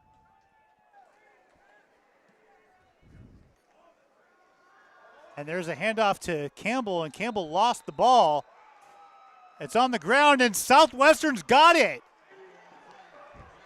First play of the half, and echoes back to the beginning of this game. The first play of the game for Southwestern, they turned the ball over. First play of the second half, Saddleback has turned this ball over.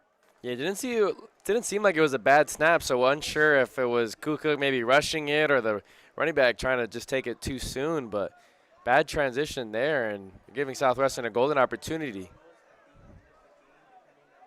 So here's Underhill with a chance to really tighten this game up. The score is 17-7. Any score gets them within 1 score. There's the handoff.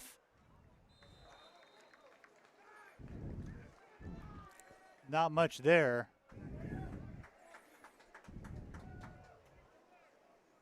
Pickup of 3 on the handoff. You mentioned the rushing attack for the Saddleback Bobcats offense, but Southwestern hasn't been really able to get a whole lot of going on the ground Through the first half, they've only been able to muster up 34 rushing yards. And there's the pass into the end zone. It's a touchdown. Joey Merritt, the first reception of the game from Underhill in the end zone, and very, very quickly. I'm sorry, that was, what was I thinking? Of course it was Josiah Jefferson. Yeah, that's the guy that Underhill feels very comfortable throwing to, and the big receiver goes right over the middle for a 6. There is a flag on the field, though. Illegal formation. Mm. Offense. 5 men in the backfield. 5-yard penalty for the previous spot. Second down. Wow, that is a huge penalty. So instead of the Jaguars being within a field goal, they're going to move back, and it's going to be second down and long.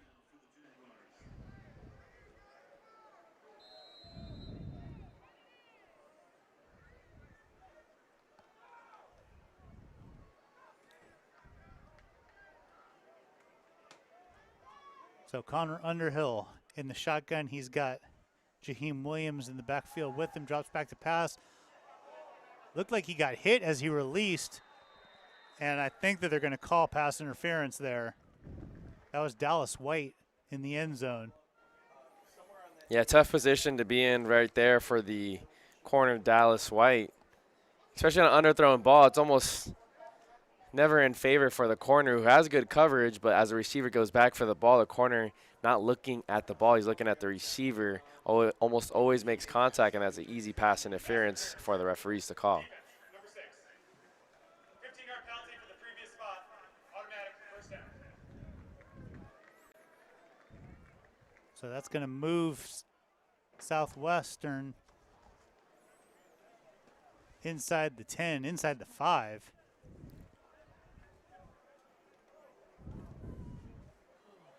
And Underhill with a chance to cut this lead and take this snap from the 4-yard line. It's got Jaheim Williams in the backfield with him. That handoff goes to Williams, and Williams is blown up in the backfield.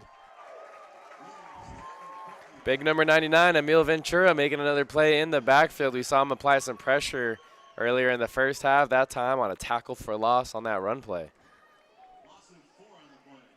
4-yard loss, going to bring up a second down and goal from the 8-yard line.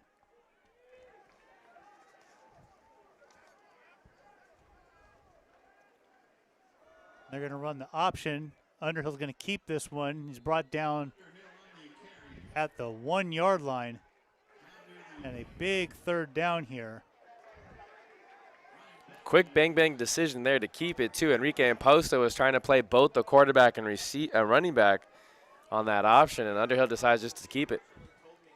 And Underhill lost the ball. That ball is on the ground. Who's got it?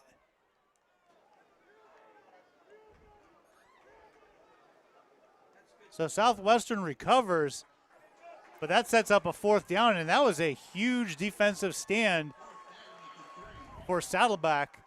What looked like it was, for a second, a touchdown for Southwestern. They're going to end up with just a field goal attempt. And that's one thing that's changed about the college game so much. So many teams don't go under center anymore. So when you want to try and do that quarterback sneak, unless you practice it a lot of times, quarterbacks are almost unfamiliar with how to take a ball under center. That's what we saw there with Underhill. Cuevasibara with the short field goal, and that cuts the Saddleback lead to 7. It's 17-10 with 12 minutes and 33 seconds remaining here in the third quarter. Yeah, more momentum in favor of Southwestern here to start the second half. Again, this was all started off the fumble on the first snap between Trey Cook and his running back. They just had a bad exchange there, and the ball hit the turf. Recovery by Southwestern defense. Saddleback's going to respond in a big way, not just for this game and to come out victorious, but really to build some momentum as we begin conference play.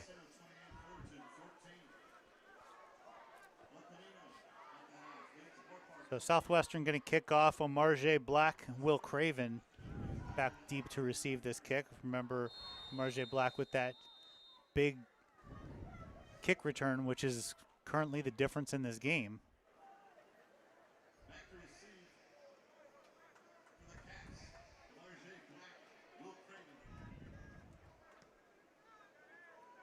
it's going to be Craven taking this one at the 9-yard line, out across the 10 to the 15, 20, 25 to 30, and out close to the 40-yard line.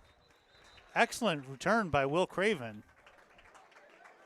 Looks like there is a flag over there on the far sideline by the 28-yard line.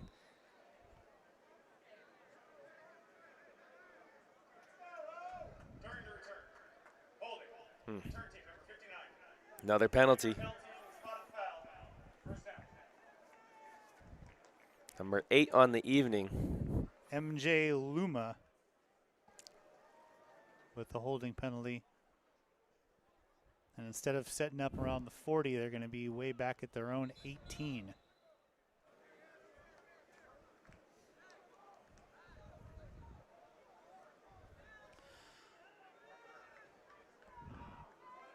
Cook, and it's going to be Kalalapona Wong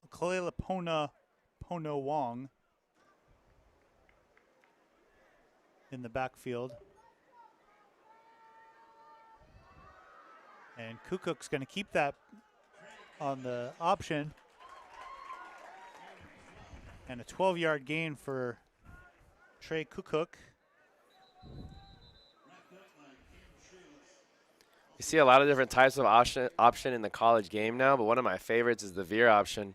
Kukuk did a nice job of going laterally with the running back for a few steps that holds the defense, and then he's able to shoot right up the middle and has all that momentum and speed going forward for him.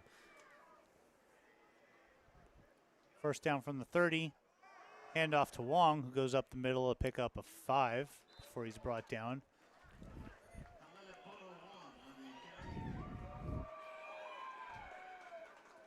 Going to bring up a second down and a little bit more than 4.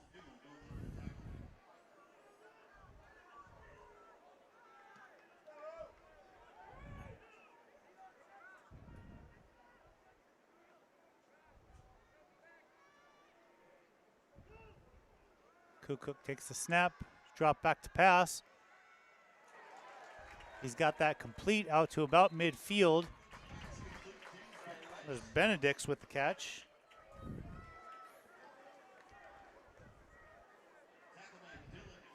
Again, those type of RPOs should be open all day, especially with the run being so successful in the first half. Southwestern has to commit bodies to stop the running game inside the box.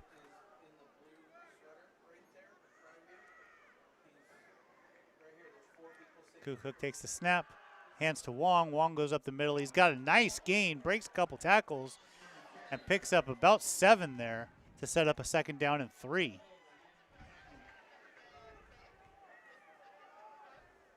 So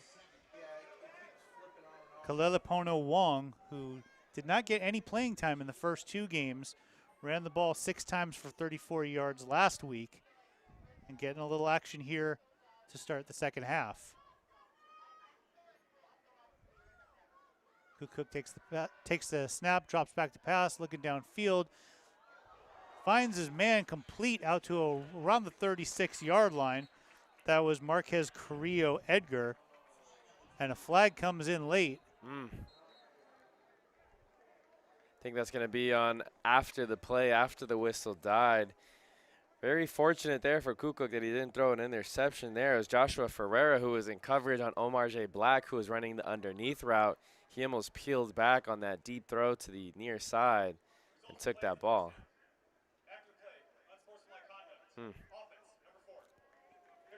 Marjay Black.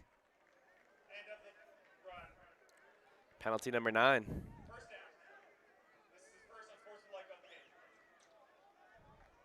Maybe it's you and me being in the booth, because last week they didn't have all these penalties.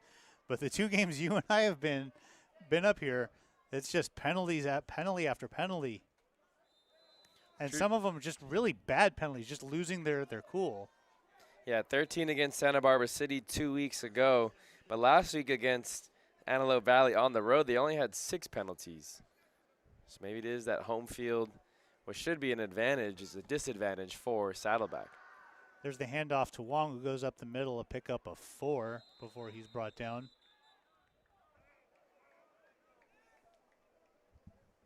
And certain penalties you can kind of understand, right? A pass interference, a holding, right? They're trying to prevent whether it's a big play by the defense or a big play by the offense, but a play like that or penalty like we just saw, so unsportsmanlike, totally unnecessary after the whistle.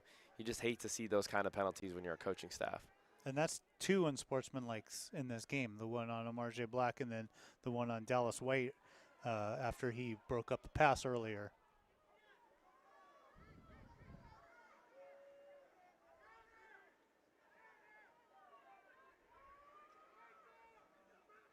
Kukuk takes the snap, hands it off to Wong, who goes up the middle, and a huge hole for Wong, and he's got a first down to the 36-yard line.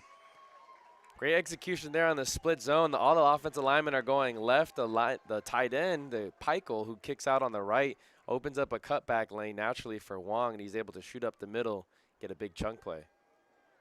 This is a much different Saddleback offense than we've seen the first 3 weeks. A lot of running. We saw a lot of passing the first few weeks.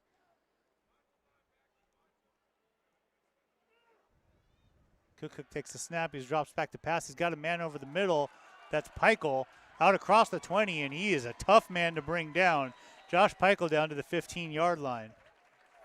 I've been going back to your comment you made earlier. I think Saddleback is treating this as another preseason game because against some of the other teams in their conference play, there's a lot of top teams in the state, and you're going to have to run the ball to shorten the game. You're also going to have to play a lot of good defense. They're going to have to work on running the ball here tonight against Saddleback to really kind of show those teams like San Diego Mesa, who they play next weekend, that they can do both run and pass.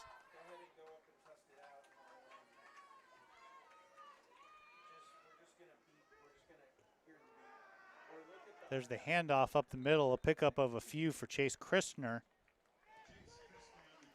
Christner came into this game the leading, had the most carries on the team, but he's not been the main focus in the backfield. We've seen Darian Campbell, we've seen Christian Guaracio, we've seen Wong, and now Christner's back in there. 2nd down and 7. That snap is low. Kukuk able to get down and get it. There is a flag, it looked like, on the field. Did he bring it down? Touchdown! No. But there isn't. There's 2 flags. There's one flag during the play. There's a flag in the end zone that came out after the play. And they must have said something because it didn't look like anything was excessive there on the celebration. They went to go celebrate with the team. It was an offsides penalty, so it's a free play for Kukuk and the Saddleback offense. Offside. Defense. Number 13. That penalty is declined. After the play, unsportsmanlike conduct. Offense. 15-yard penalty. Touchdown's good. So Dane Benedict's with the touchdown reception from Trey Kukuk. And that puts the Bobcats up by a score of 23-10 with the extra point coming. There is the unsportsmanlike penalty after the play. They didn't say a number. I don't know who it was on.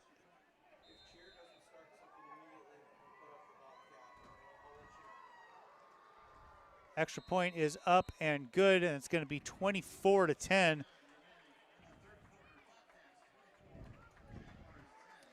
was a very methodical drive there by the Saddleback offense to just kind of finish the thought we were talking about. They play teams like San Diego Mesa. They play teams like Fullerton and Riverside City College down the road here in conference play. They're going to need those 10, 11, 12, 13 play drives and not only result in touchdowns, but they have to chew off some clock so they could shorten the game against those top teams and keep their offenses off the field as well. So that was a very good drive there for the Bobcats. Trey Kukuk came into this in the first half, was 4 of 6, only had 39 yards passing. And then on that drive, he goes 4 of 4 for 51 yards and a touchdown. So that's the Trey Kukuk we've seen over the past few weeks, especially the one who put on a show last week with 4 touchdown passes.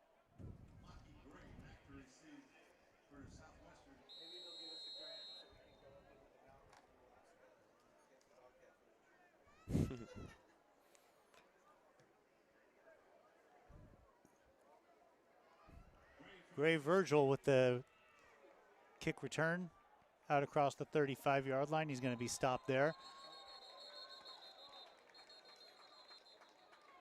And so Southwestern takes over, trailing by 2 touchdowns.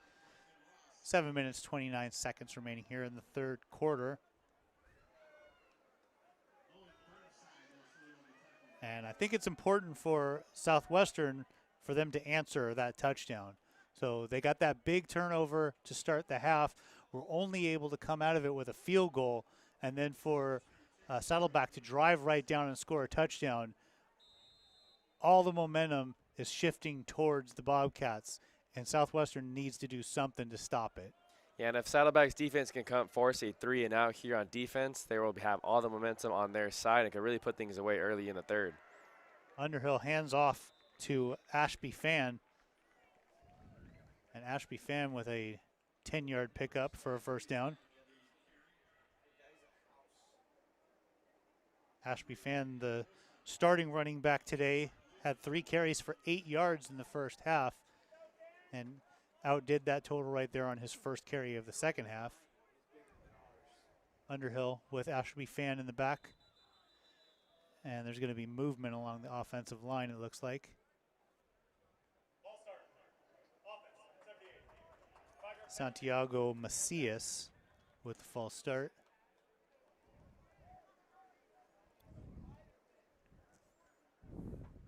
Brings up a first down and 15.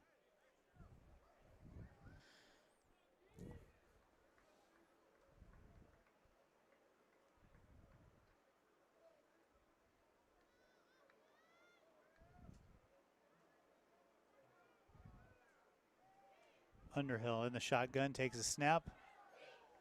Gets this one out to his left. Complete and run out of bounds. Cody Judge. Judge with his 3rd catch of the day.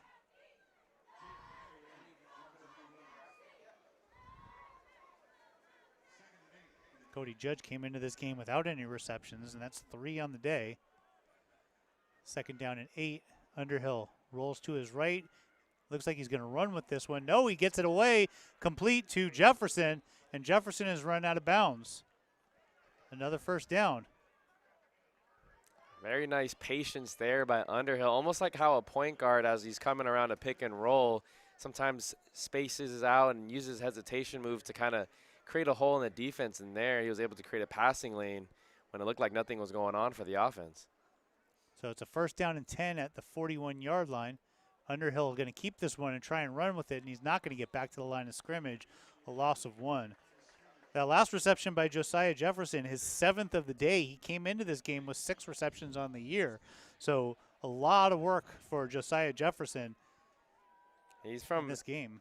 He's a freshman from Modern Day Catholic High School. We're not to be confused with the Modern Day here in Orange County. But Modern Day Catholic, one of the top programs in the San Diego section of high school football. So we got a 2nd down and 11 here, and looks like we're going to have a timeout. Saddleback uses their first timeout of the second half. 5 minutes, 18 seconds remaining here in the third quarter. We're here in Mission Viejo at Saddleback Stadium. I'm Matt Rogers alongside Noah Alvarez, our engineer Ed Ford here on SportsNetUSA.net, bringing you today's Saddleback Bobcats game. Bobcats lead this game by a score of 24-10. Now that we've begun conference play, we might want to update some of the listeners on some of the scores from around the conference. San Diego Mesa up 34-14 against Grossmont College. The game just beginning the second half of action again. San Diego Mesa up on Grossmont. Also here in the same conference, looking for some of the teams here on the 3C2A website. Riverside City College defeated Palomar earlier today by a score of 52-14. And Riverside City, the reigning 3C2A state champions. Underhill gets that ball away, incomplete. He was looking for Savion Yokley. Pass a little bit behind Yokley, who is unable to turn around and get to it.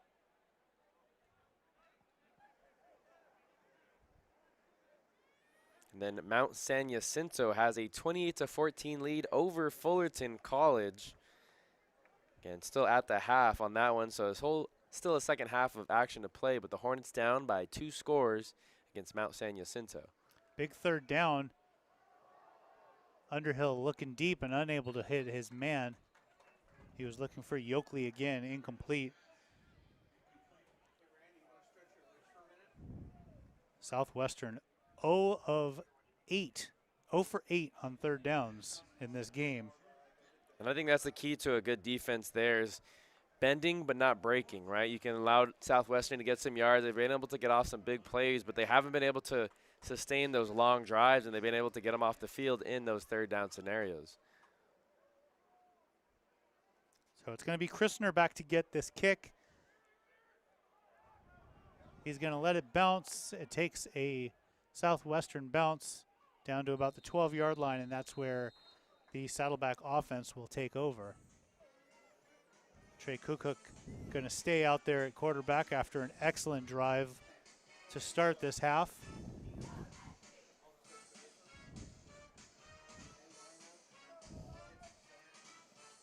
And for the Southwestern defense, they've got to get a stop here. If Saddleback goes down, scores a touchdown, and goes up by 3 scores as we're approaching the end of the third quarter, I don't know, with the Southwestern offense struggling as much as they have this year, I don't know they can come back from a 3-score deficit.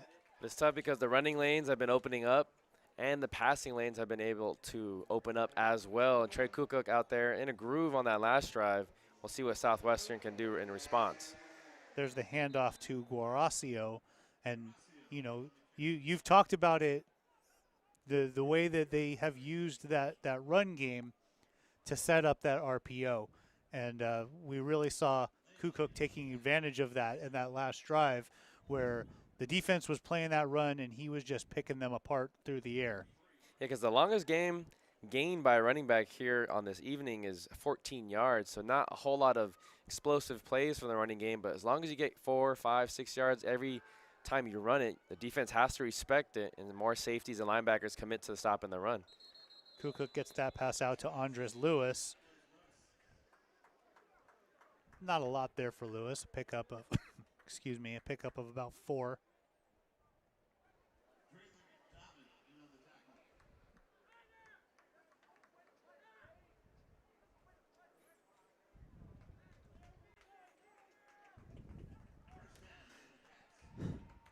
And they gave him a first down on that. So first down and 10 at the 24-yard line. That was the 4th catch of the day for Andres Lewis. Came into this game with 2 catches on the season. So a really unlikely hero. He also has a touchdown in this game. Kukuk takes the snap, drops back to pass. He's looking, might tuck this one and run. He does, and a pickup of 5 for Kukuk. Kept his eyes down the field. He was looking for the pass the whole time until it just wasn't there. Tucked it and run. And he was very crafty there, too, at the end of the run. I thought it was going to be only a 1 or 2 yard gain, but he made a nice little back juke, hesitated, and was able to get 2 or 3 more yards.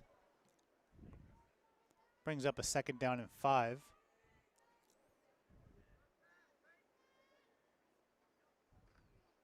There's a snap and the handoff. That's Guaracio. Guaracio over the left tackle for a pickup of 4. Going to set up a 3rd down and 1.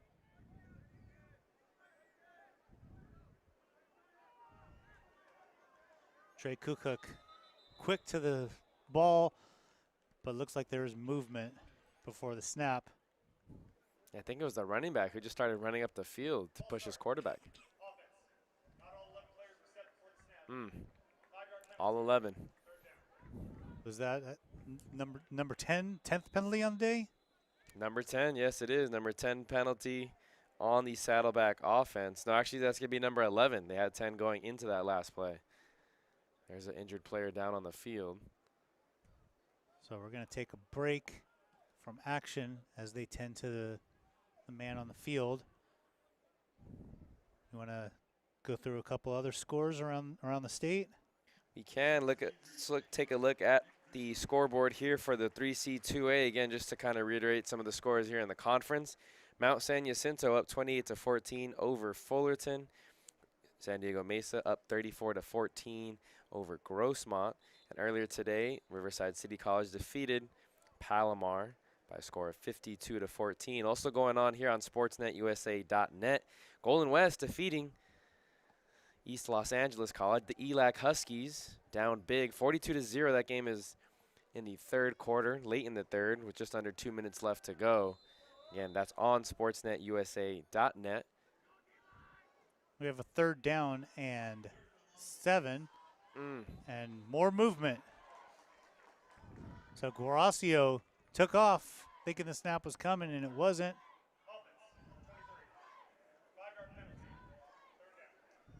And so what was just a moment ago a 3rd down and 1 is now a 3rd down and 11 after 2 movement penalties. Those are those penalties we talked about, the bad penalties, undisciplined penalties, penalties that aren't necessary at all. Lack of focus. Kukuk drops back to pass. He's going deep with this one. He was looking for Marquez Carrillo Edgar, but unable to hit him, and that's going to bring up a 4th down. So Southwestern did what they had to do. They needed to get a stop there, and they got it.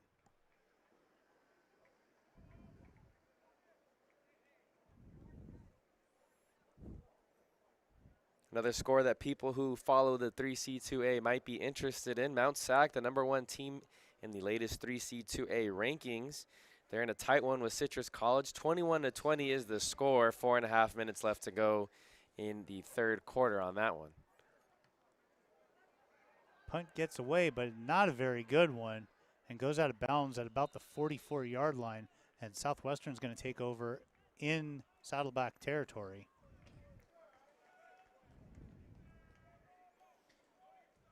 There was also a big game, I believe, up north between 2 top 5 teams. Yes. That was earlier today. Yes, Butte and Modesto are facing off, and Butte and Modesto are both ranked 2 and 3. Butte being the second-ranked team, Modesto being ranked 3rd heading into the matchup. Butte came on top by a score of 34-14 over Modesto City College. Again, that game was final earlier in the afternoon of today. Underhill with the pass, and who else is going to catch it? Josiah Jefferson with another reception. So Butte moves to 4-0, and if Mount Sac does have trouble with Citrus College, we could see a new #1 team in the next 3C2A rankings. 5-yard pickup there for Jefferson, his 8th reception on this day. Saddleback moved up in the latest rankings. They were, I believe, number 17 coming into this week. Yeah, finally getting some recognition. Their one loss came to Ventura College, who is another one of those top teams in the state. When we're looking up offensive stats, Saddleback in the top 10 in a lot of different categories, but always right ahead of them was Ventura College.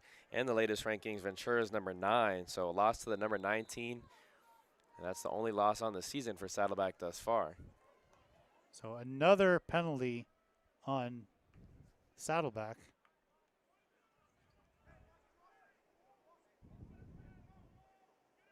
Sets up a 2nd down and 1.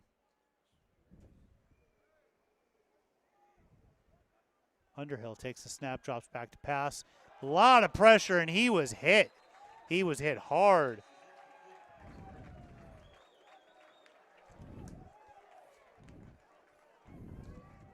And the defensive line have been creating pressure all day. No blitzes there, just the 4 rushers. This time it was Emil Ventura who came in the backfield and made a big hit on the quarterback.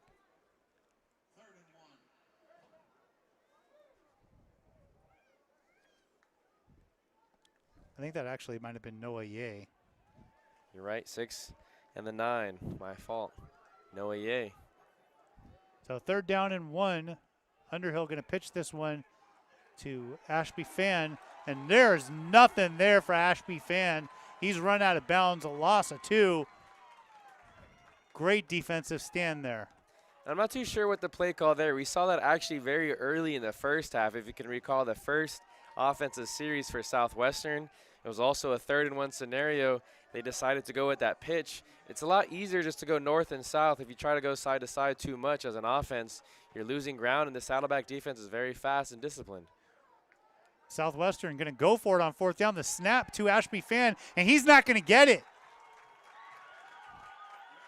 So they tried to use a little trickery, made it look like Underhill was confused and stepping away. The snap went to Ashby Fan, who went straight up the middle but was not able to get it. A turnover on downs, and Saddleback takes over with just 26 seconds remaining here in the 3rd quarter. And see, from our angle right there, that should have been the play they ran on that 3rd-and-1. Just a direct snap to the running back, let him go downhill. Instead, they tried to get cute. They wanted to go a pitch to the short side. Nothing doing, and that forced a tough 4th-and-3 scenario for Southwestern. And there's just really been no room to run for Southwestern in this game. You got to give credit to the defensive line. The snap over the head of Cook, who jumps on it, but a huge loss on a bad snap.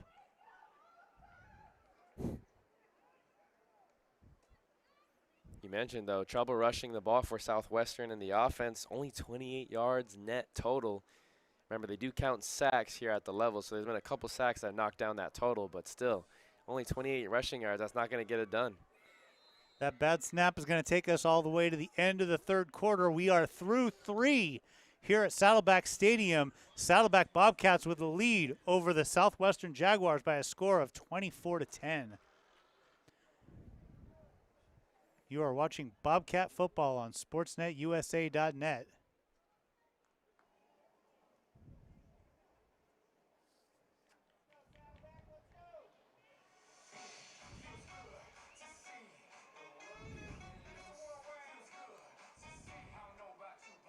We mentioned Ventura College earlier. They're the only ones to defeat Saddleback on the season. They're also in a close game.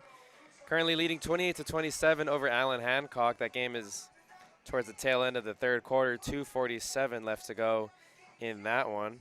And we mentioned top 5 teams. We already mentioned a handful of them. The other team that was in the top 5 was Fresno City, currently ranked number 4th. And they defeated City College of San Francisco by a score of 21-7. That was, again, earlier today. Fresno City College securing a spot in the top 5 in the latest 3C2A rankings.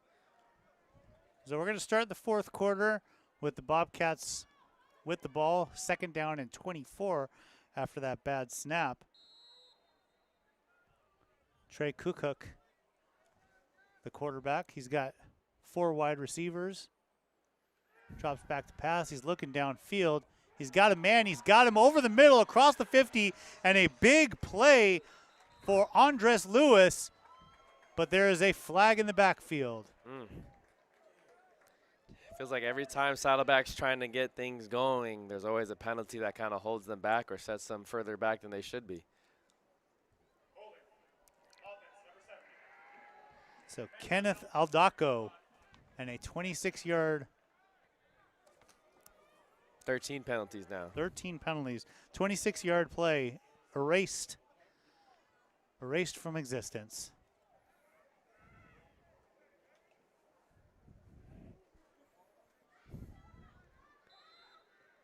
Going to set up a 2nd down and 34.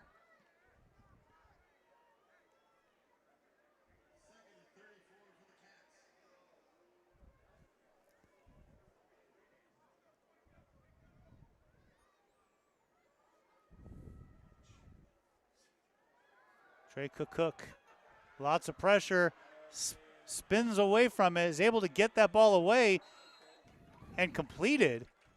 I don't know how in the world he was able to get that away to Benedict's, but he was. It's still going to set up a 3rd down and forever, but it looked like Kukuk was going to be taken down in the backfield and somehow, some way able to get rid of it. And I thought he was throwing it away. I didn't realize that he had Benedict's out there. Pretty amazing completion for 13 yards. Yeah, little did we know Kukuk was a magician in his spare time there, too, making things happen in the backfield when there wasn't a whole lot of room to do so. Kukuk drops back to pass, is looking downfield, gets this one away, complete. Across the 40 to 35 to the 30. Marquez Carrillo Edgar made that catch a few yards short of the first down, was able to spin away from tacklers and head down and pick up an extra 20 yards. And on 3rd down and 21, the magician Trey Kukuk able to pull it off and get a first down for Saddleback. They're down inside the 30-yard line.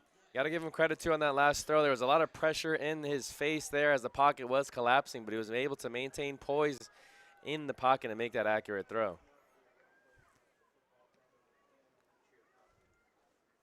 So 1st and 10, Kukuk with Campbell in the backfield, takes the snap, going to hand it off to Campbell, who goes up the middle, huge hole, and Darian Campbell powers forward for 14 yards.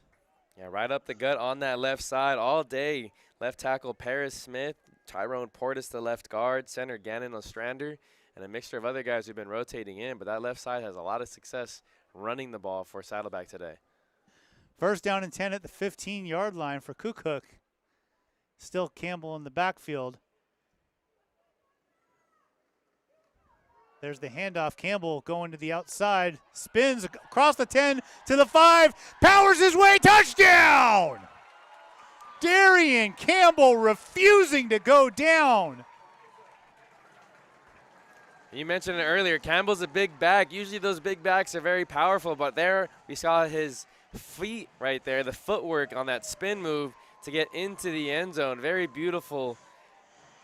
I mean, he literally dragged the guy. He had the defender had his hands on his jersey trying to pull him down, and Campbell was like, "Not today, sir," and he headed into the end zone. Touchdown.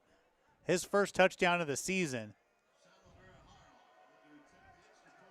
Extra point is up and good, and it is 31-10. The Bobcats lead this game.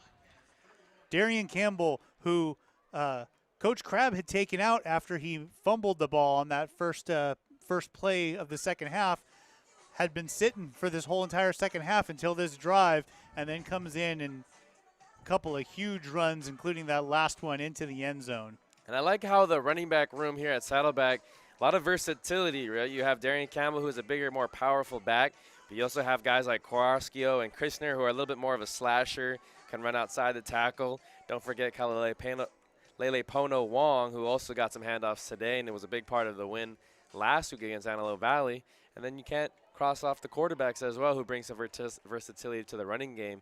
So a lot of different running styles here at Saddleback, and allows for a lot more offensive creativity.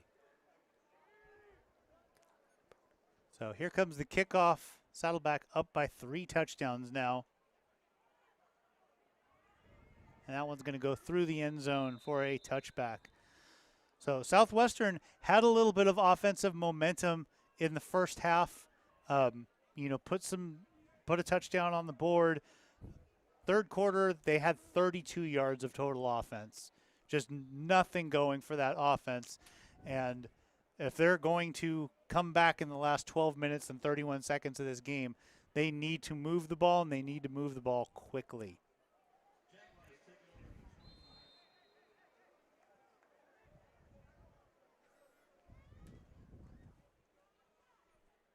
So Connor Underhill takes the snap, and he's going to hand it off, and nothing there.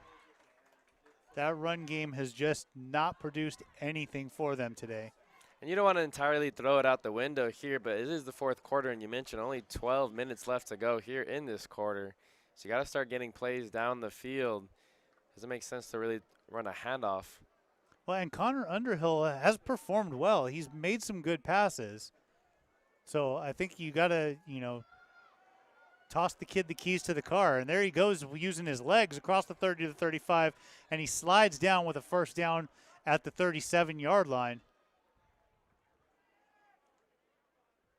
Bottom line, if they're going to get back into this game, it's going to be Connor Underhill who brings them back into the game. I don't think that they can get back into it with the running game. I get that you don't want to abandon the running game completely, but you got to take the training wheels off and let Connor Underhill put the ball in the air. And if anything, too, for Southwestern, you got to think about the future, right? This is a freshman quarterback, first-year coaching staff.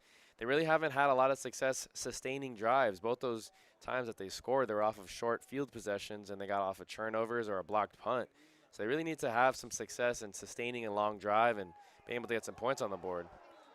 Underhill's pass a little bit too high, goes through the hands of his receiver.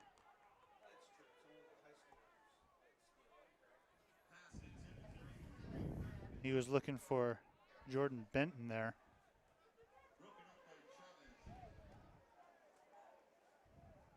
Brings up a 2nd down and 10.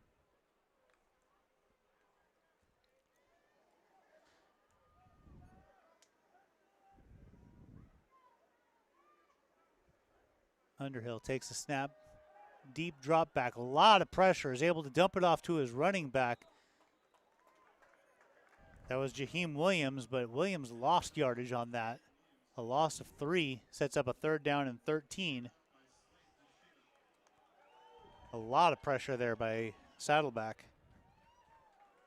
It's potentially 4-down territory for the Jaguars, so you don't have to get it all back on this play, but you get 7-8 yards and you make a much more manageable 4th down for the offense.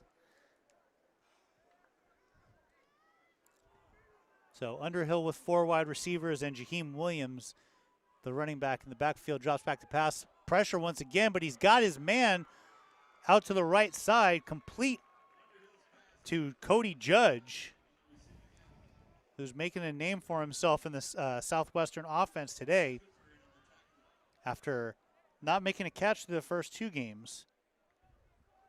Brings up a 1st down across midfield to the 40-yard line. Underhill looking to pass again, tries to tuck it, then thinks twice about it, and there's a late flag. Several late flags, and Underhill is hurt, and now we got more flags and lots of chippiness. Wow. Everyone's throwing their flags. Underhill is down. The first flag is going to be on Brendan Acosta. He was at the end who applied the hit on Underhill late, and I don't think it was such a late hit, but he did drive him to the ground forcefully, and they are trying to get rid of that type of play at all levels of football. But after that, then it's just a crapshoot as far as who else is going to get the flags. Yeah, almost to the point where it's just a flag on everybody. So now you got to wonder, 10 minutes, 29 seconds left in this game, nearly impossible comeback ahead for Southwestern. Is Connor Underhill going to be able to stay in the game after that hit, or are they going to have to go to Hunter Maxwell? And it's on one of those just boneheaded decision penalties there, right? The holdings are okay with because your offensive lineman may be trying to sustain that block for a second longer. Pass interference, maybe the same thing. But just anything late, especially this late in the game, there's no need for it. Yep. Costa has to be smarter than that. After the play was over, unsportsmanlike conduct, defense, number 42. Unsportsmanlike conduct, offense, number 28. Number 28 has been ejected from the game. Wow. So Jaheim Williams, I saw it right out in front of us, just came and threw a guy to the ground, and he's gotten ejected from the game. So Southwestern's going to get their 15 yards for the roughing the passer because that was a penalty during the play, and then the offsetting penalties came after the play. So they get that 1st down, that 15 yards, and then the 2 unsportsmanlikes offset, and Jaheim Williams is gone from this game. And it's worth mentioning, too, if you're listening or watching at home and you're rooting for Southwestern, this is in the second half of the game. So for the first half of next week at Fullerton College, Williams will be ineligible to play due to the ejection today. Which is pretty huge. He's their leading rusher. So Southwestern has the ball on the 25-yard line. And they need to get into the end zone if they want to have any shot in this game still. It's still Underhill out there. He's able to get back up off the field and continue to play. Ashby Fan replaces Jaheim Williams in the backfield. Underhill gets that one away, but unable to hit his man. Another big hit applied on Underhill there. That time it was Noah Ye. They're going to have to do something to change up the protection plan, either keep a running back or have a tight end chip one of these edge rushers. There is a flag on that play. It looked like there was defensive holding, keeping Noah Carey from getting to that ball. Pass interference. 15-yard penalty, previous spot, automatic first down. Penalty number 14 now on the evening.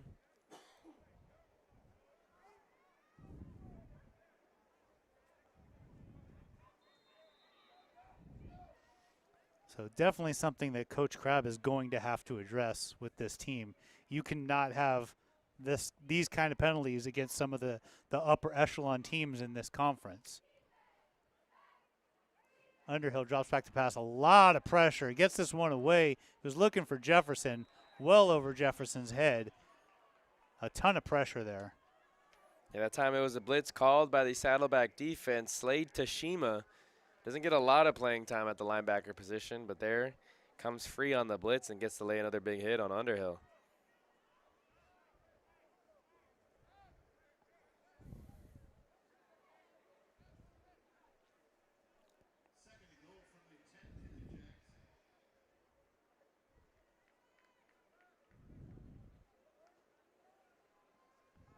Second down and 10. Just over 10 minutes left in this game. Underhill drops back to pass. There's a flag in the air. Looks like a free play for Underhill.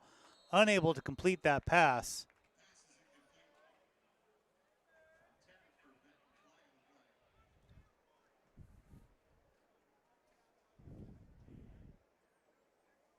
He's looking for Jordan Benton on the play. Unable to connect with him, but there's the flag. Illegal formation. Offense. Oh, 5 men in the backfield. 5-yard penalty. Second down. I thought that was going to be on the defense. Usually they blow that play dead. Yeah, I think that time Jefferson, who lined up at a tight end position, was off the ball, so the receiver on his side had to be on the ball. I wasn't too sure if he was aware or on the same page with the rest of the offense, but backs the Southwestern offense 5 more yards. Speaking of Jefferson, I think in this situation you got to use that 6'4.5" frame, maybe just throw it up to him and hope he can come down with it.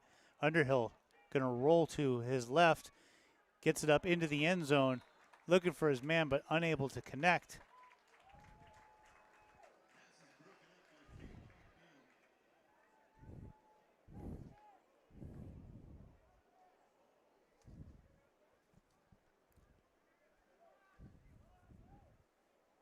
Was looking for Cody Judge there, unable to get to him. Sets up a 3rd and goal. Jefferson sets up in the slot to the left. Underhill going to the right, looking for Judge again. And Judge unable to come up with it. Going to set up a 4th down. And Southwestern cannot settle for a field goal here. They need a touchdown. So they're going to have to go for it. Yeah, good late break there by the corner Cooper, who was the man in coverage, just one-on-one on that backside post, and able to break through and fight through the hands to force that incomplete pass. I'm a little surprised that Underhill not only is not looking for Jefferson, who's been looking for all game long, but he's rolling to the other side, so he can't get to him even if he was to get open. 4th down, Underhill looking into the end zone. That might be a penalty there. And there's a penalty. A lot of contact. And a new set of downs for the Jaguars. Just to kind of finish your thought, too, sometimes offensive coordinators get too cute, right? Oh, they wave it off. But sometimes you get too cute, overthink things, and you don't want to keep constantly feeding a guy, especially if you know the defense made some adjustments. But when he's your best weapon and he's also your most reliable pass catcher, you got to find a way to get him the rock. And also the biggest guy on the field. So Saddleback's going to take over on the turnover on downs after that penalty was waved off. Trey Kukuk leads the offense out there.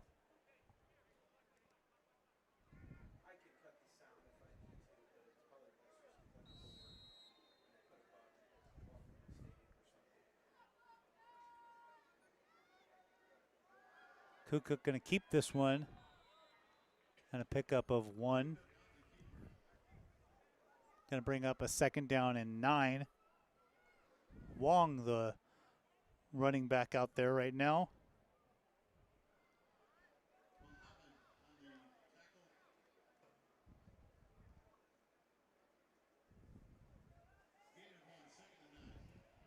Second down and 9 for Saddleback.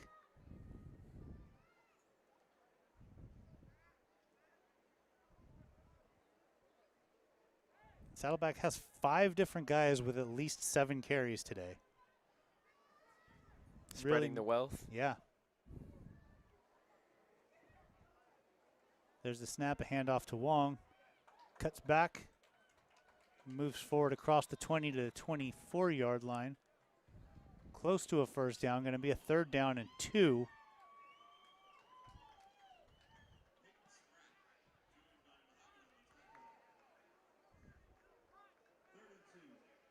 This no-huddle Saddleback offense still moving at a pretty quick pace. There's a man jumps off sides. Free play for Kukuk. Going down the field looking for Lewis. Unable to hit him, but it's going to be a first down on the offsides.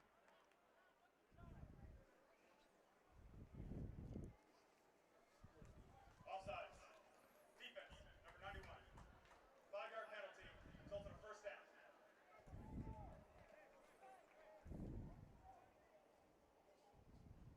So as we move closer and closer towards the end of the game, it's starting to look more and more likely that Saddleback's going to walk out of here with a 3-1 record and a victory in their first game in conference play. But it wasn't an easy victory, that's for sure. We were talking about it pregame, how, again, on paper, this looked like a very unfavorable matchup for Southwestern College, but they battled. They had some explosive plays, being the punt block and a couple fortunate bounces on that fumble recovery there, but really that's the only way they were able to muscle our points is due to special teams and defense. And if you're just tuning in and you're looking up at the scoreboard and you're seeing it's 31-10 and you're like, guys, what are you talking about? This is not a close game. This game has been closer than what that score indicates. Saddleback has not been able to do the things that they've been able to do throughout this season. Southwestern's done a good job of limiting some of that offense. They just haven't been able to get their offense going, and it's really hindered them.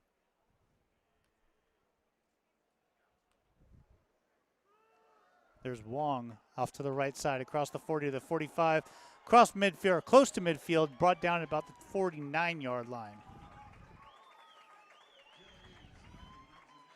But this definitely puts the rest of the conference on high alert, whether it's Riverside City or Fullerton or even San Diego Mesa, who they play next week. They're seeing this running attack, and it's not just your traditional power or stretch. They're doing it with quarterback option plays. They're doing it with a counter like we saw there. And it's different running backs, different running back styles. So Saddleback can really beat you in different types of ways. So a tough 2-week stretch coming up for the – I mean, it's going to be a tough stretch the rest of the season because they play in a tough conference.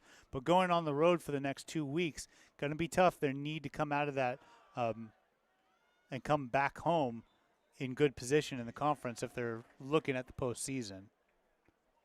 And I know way, way early to be talking about the postseason. We are 4 games into this year, but, definitely Saddleback's hopes are a postseason run this year.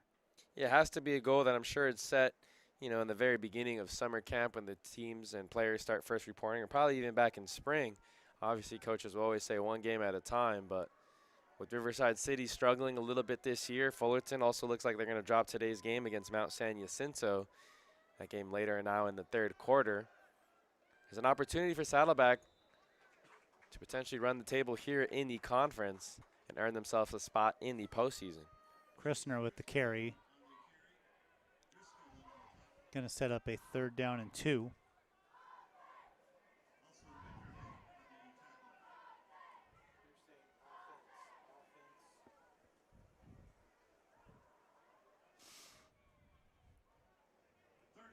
Clock has run down under 6 minutes. Saddleback still not going into a huddle, but they're definitely taking their time.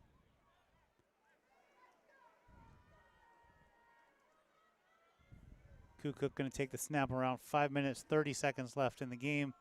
Drops back to pass. Scrambling, a lot of pressure. He might tuck this and run. No, he gets rid of it. Complete. Benedict's did not come down with it. Honestly, though, I don't know how Kukuk finds some of these guys downfield when he's getting so much pressure. There is a flag on the field. It's definitely something that they practice quite a bit, is when a quarterback scrambles. After a receiver runs a certain point in the route, he looks back to the quarterback. He sees that he's off, he's not out of the pocket and running around. You got to make an adjustment into your route wherever you're at, head towards the direction that the quarterback's going to, and also come back towards the ball as well to make it an easier throw. So that penalty is declined. Would have been number 16, I believe. 15 penalties, 177 yards for Saddleback. And they're going to go for this on 4th down. Not trying to run up the score. I think they're just trying to run down the clock.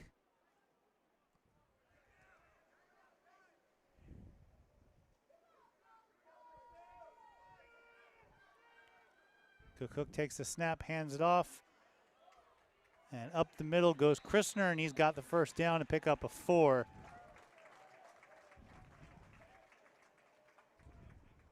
And Saddleback will be able to continue to run this clock. We are approaching under 5 minutes left in this game. A 3-touchdown lead for the Bobcats. Look like they're going to cruise to their first victory in conference play. It's going to drop Southwestern to 0-3 on the year. There's the handoff to Campbell, and Campbell busts through again. 12-yard run for Darian Campbell.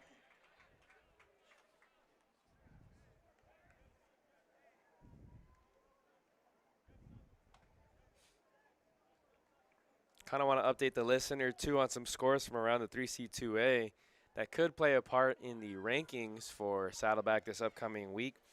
2 teams that were ahead of them in Citrus College, they're down to Mount Sac later in the game now. 6 minutes left in that game at Mount Sac. They lead 35-20 against Citrus.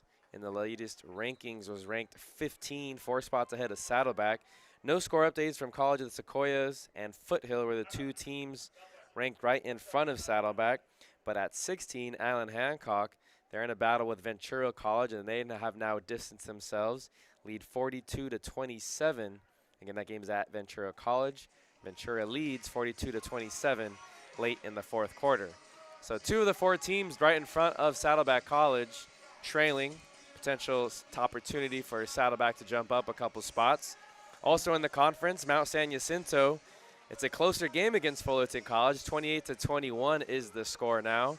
2:41 left to go in the 3rd quarter. Also on sportsnetusa.net, Golden West College up 49-7 now over the ELAC Huskies. Again, 49-7, 8 minutes left to go in the 4th.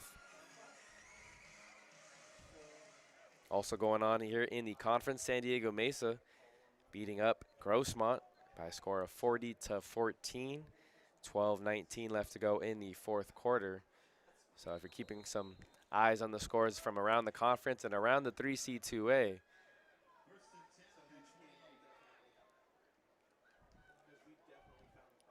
there's the hand. Oh, Kukuk's going to keep this one out across the 25-yard line, a pickup of 4.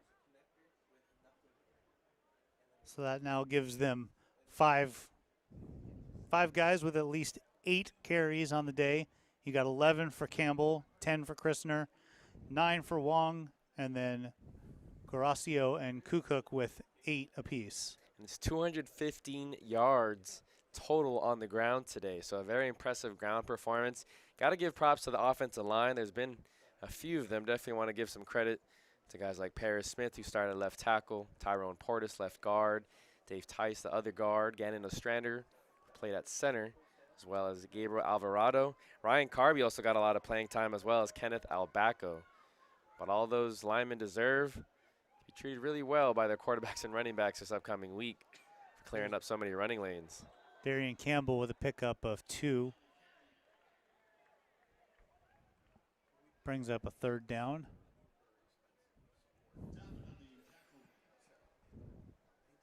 Third down and 5. We're under 3 minutes left in this game.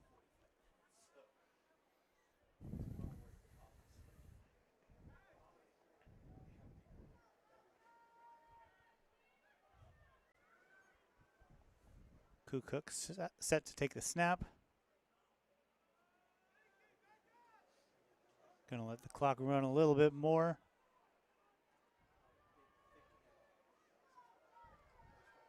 There goes Darian Campbell off to the right side across the 15. That big frame down to the 10-yard line.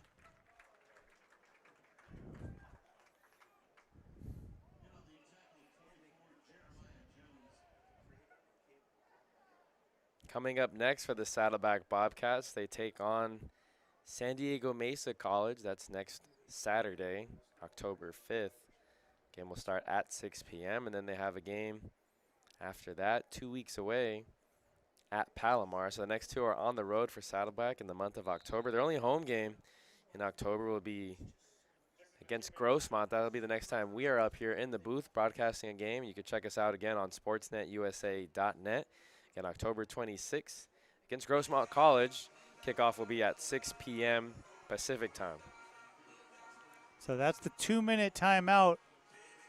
Saddleback leading this game by a score of 31-10.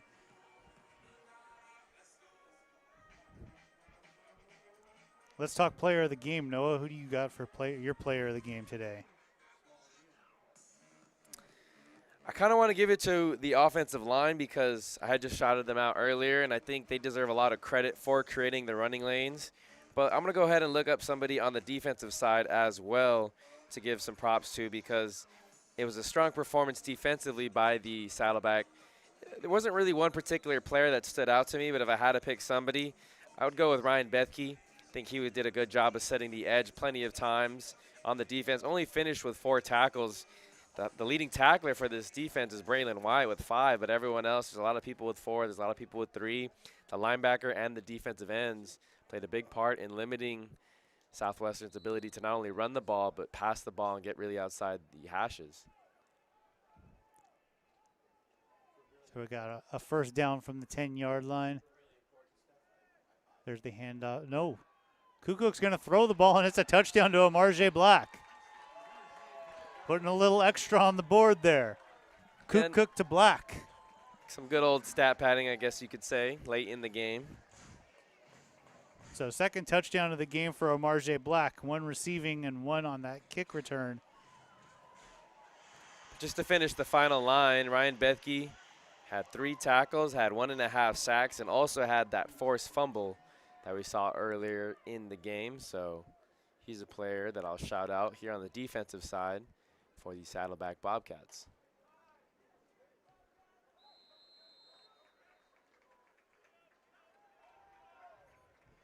Another flag. There's flags everywhere today. Just a lot of chippiness there. It looked like one of the Southwestern players drove one of the Saddleback players into the ground. And might have gotten Saddleback for responding and retaliating. For me, for my player of the game, I'm going to go with, you could go with anyone on the offensive line. You can go, let's listen to the penalty. Domjan Mitrovic with the penalty. Like I was saying, you could go with anyone on the offensive line. You can go with any of those running backs. But I'm going to go with a guy who came into this game, had only caught 2 passes all year long. Andres Lewis, 5 catches, 82 yards, and a touchdown. And he was a safety blanket for the quarterbacks today, made a bunch of big plays, and scored that first touchdown of the game for the Bobcats and got that offense going. So I would say it's been a pretty well-rounded game for the entire offense and defense. They played a really good game today. It's a well-rounded team, too. We mentioned Cade Baker still out due to an injury. We haven't seen him in a couple games, but they still have so many sophomores on this roster, guys with experience. You mentioned Andres Lewis, but also on a softer is Marquez Carrillo Edgar, who played a big part in the victory today. Obviously, Amarje Black, he was a big part of the victory today with his kickoff return for a touchdown. Benedix and Craven are also sophomores on this receiving unit. So a lot of veterans here on this team. And we saw Benedix catch a touchdown pass today, and also catch a couple of those scramble drills that Kukuk was running. And then you can't forget that Kukuk was nearly perfect in the second half of this game. Like, he didn't play much in the first half, was 4 of 6, came into the second half 9 of 11, threw two touchdowns. Just an excellent second half for Kukuk, and it's just been a really excellent game all around.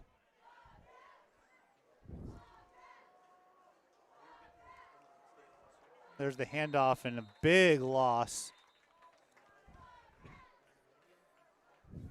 And you got to wonder how much Southwestern is going to do here. Are they ready to just let this clock run out? It's a 4-touchdown game. There's under 2 minutes left in this game. Yeah, definitely looks like they put in Hunter Maxwell. So a couple of the backups now getting in for both teams. And I think they only need to snap the ball maybe, I think only 2 more times, maybe a third, just to run out the last few seconds. But shouldn't see a whole lot of action from this group. There's the handoff up the middle. Back to the original line of scrimmage. 499 yards of total offense for Saddleback. Amazing job. And then you look at the defensive side, they've allowed 196 yards of total offense. Just completely overwhelmed Southwestern in this game. Yeah, executed on all levels. If there is one thing that Kerry Crabb's going to start off his speech with tonight, as good as a performance as this was, the penalties. The penalties have to be cleaned up as they take on some of the teams like San Diego Mesa next week. And you still have teams like Riverside and Fullerton College waiting for you later on in the season. But if you have that many penalties against those top-tier teams, winning's not going to be an option right there. So you have to clean that up, and I'm sure that's something that the Bobcats will address during the week of practice. So 1-yard run by Davian McGowan, and that should bring us to the end of this game.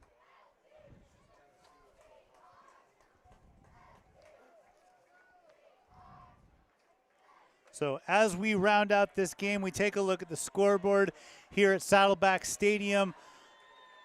The Saddleback Bobcats defeat the Southwestern Jaguars by a score of 38-10. Excellent game all around. Thank you, everyone, for tuning in and for watching. For Noah Alvarez, for Ed Ford, I'm Matt Rogers. Thanking you all for joining us. We will see you again in 3 weeks. Have a great night, everybody.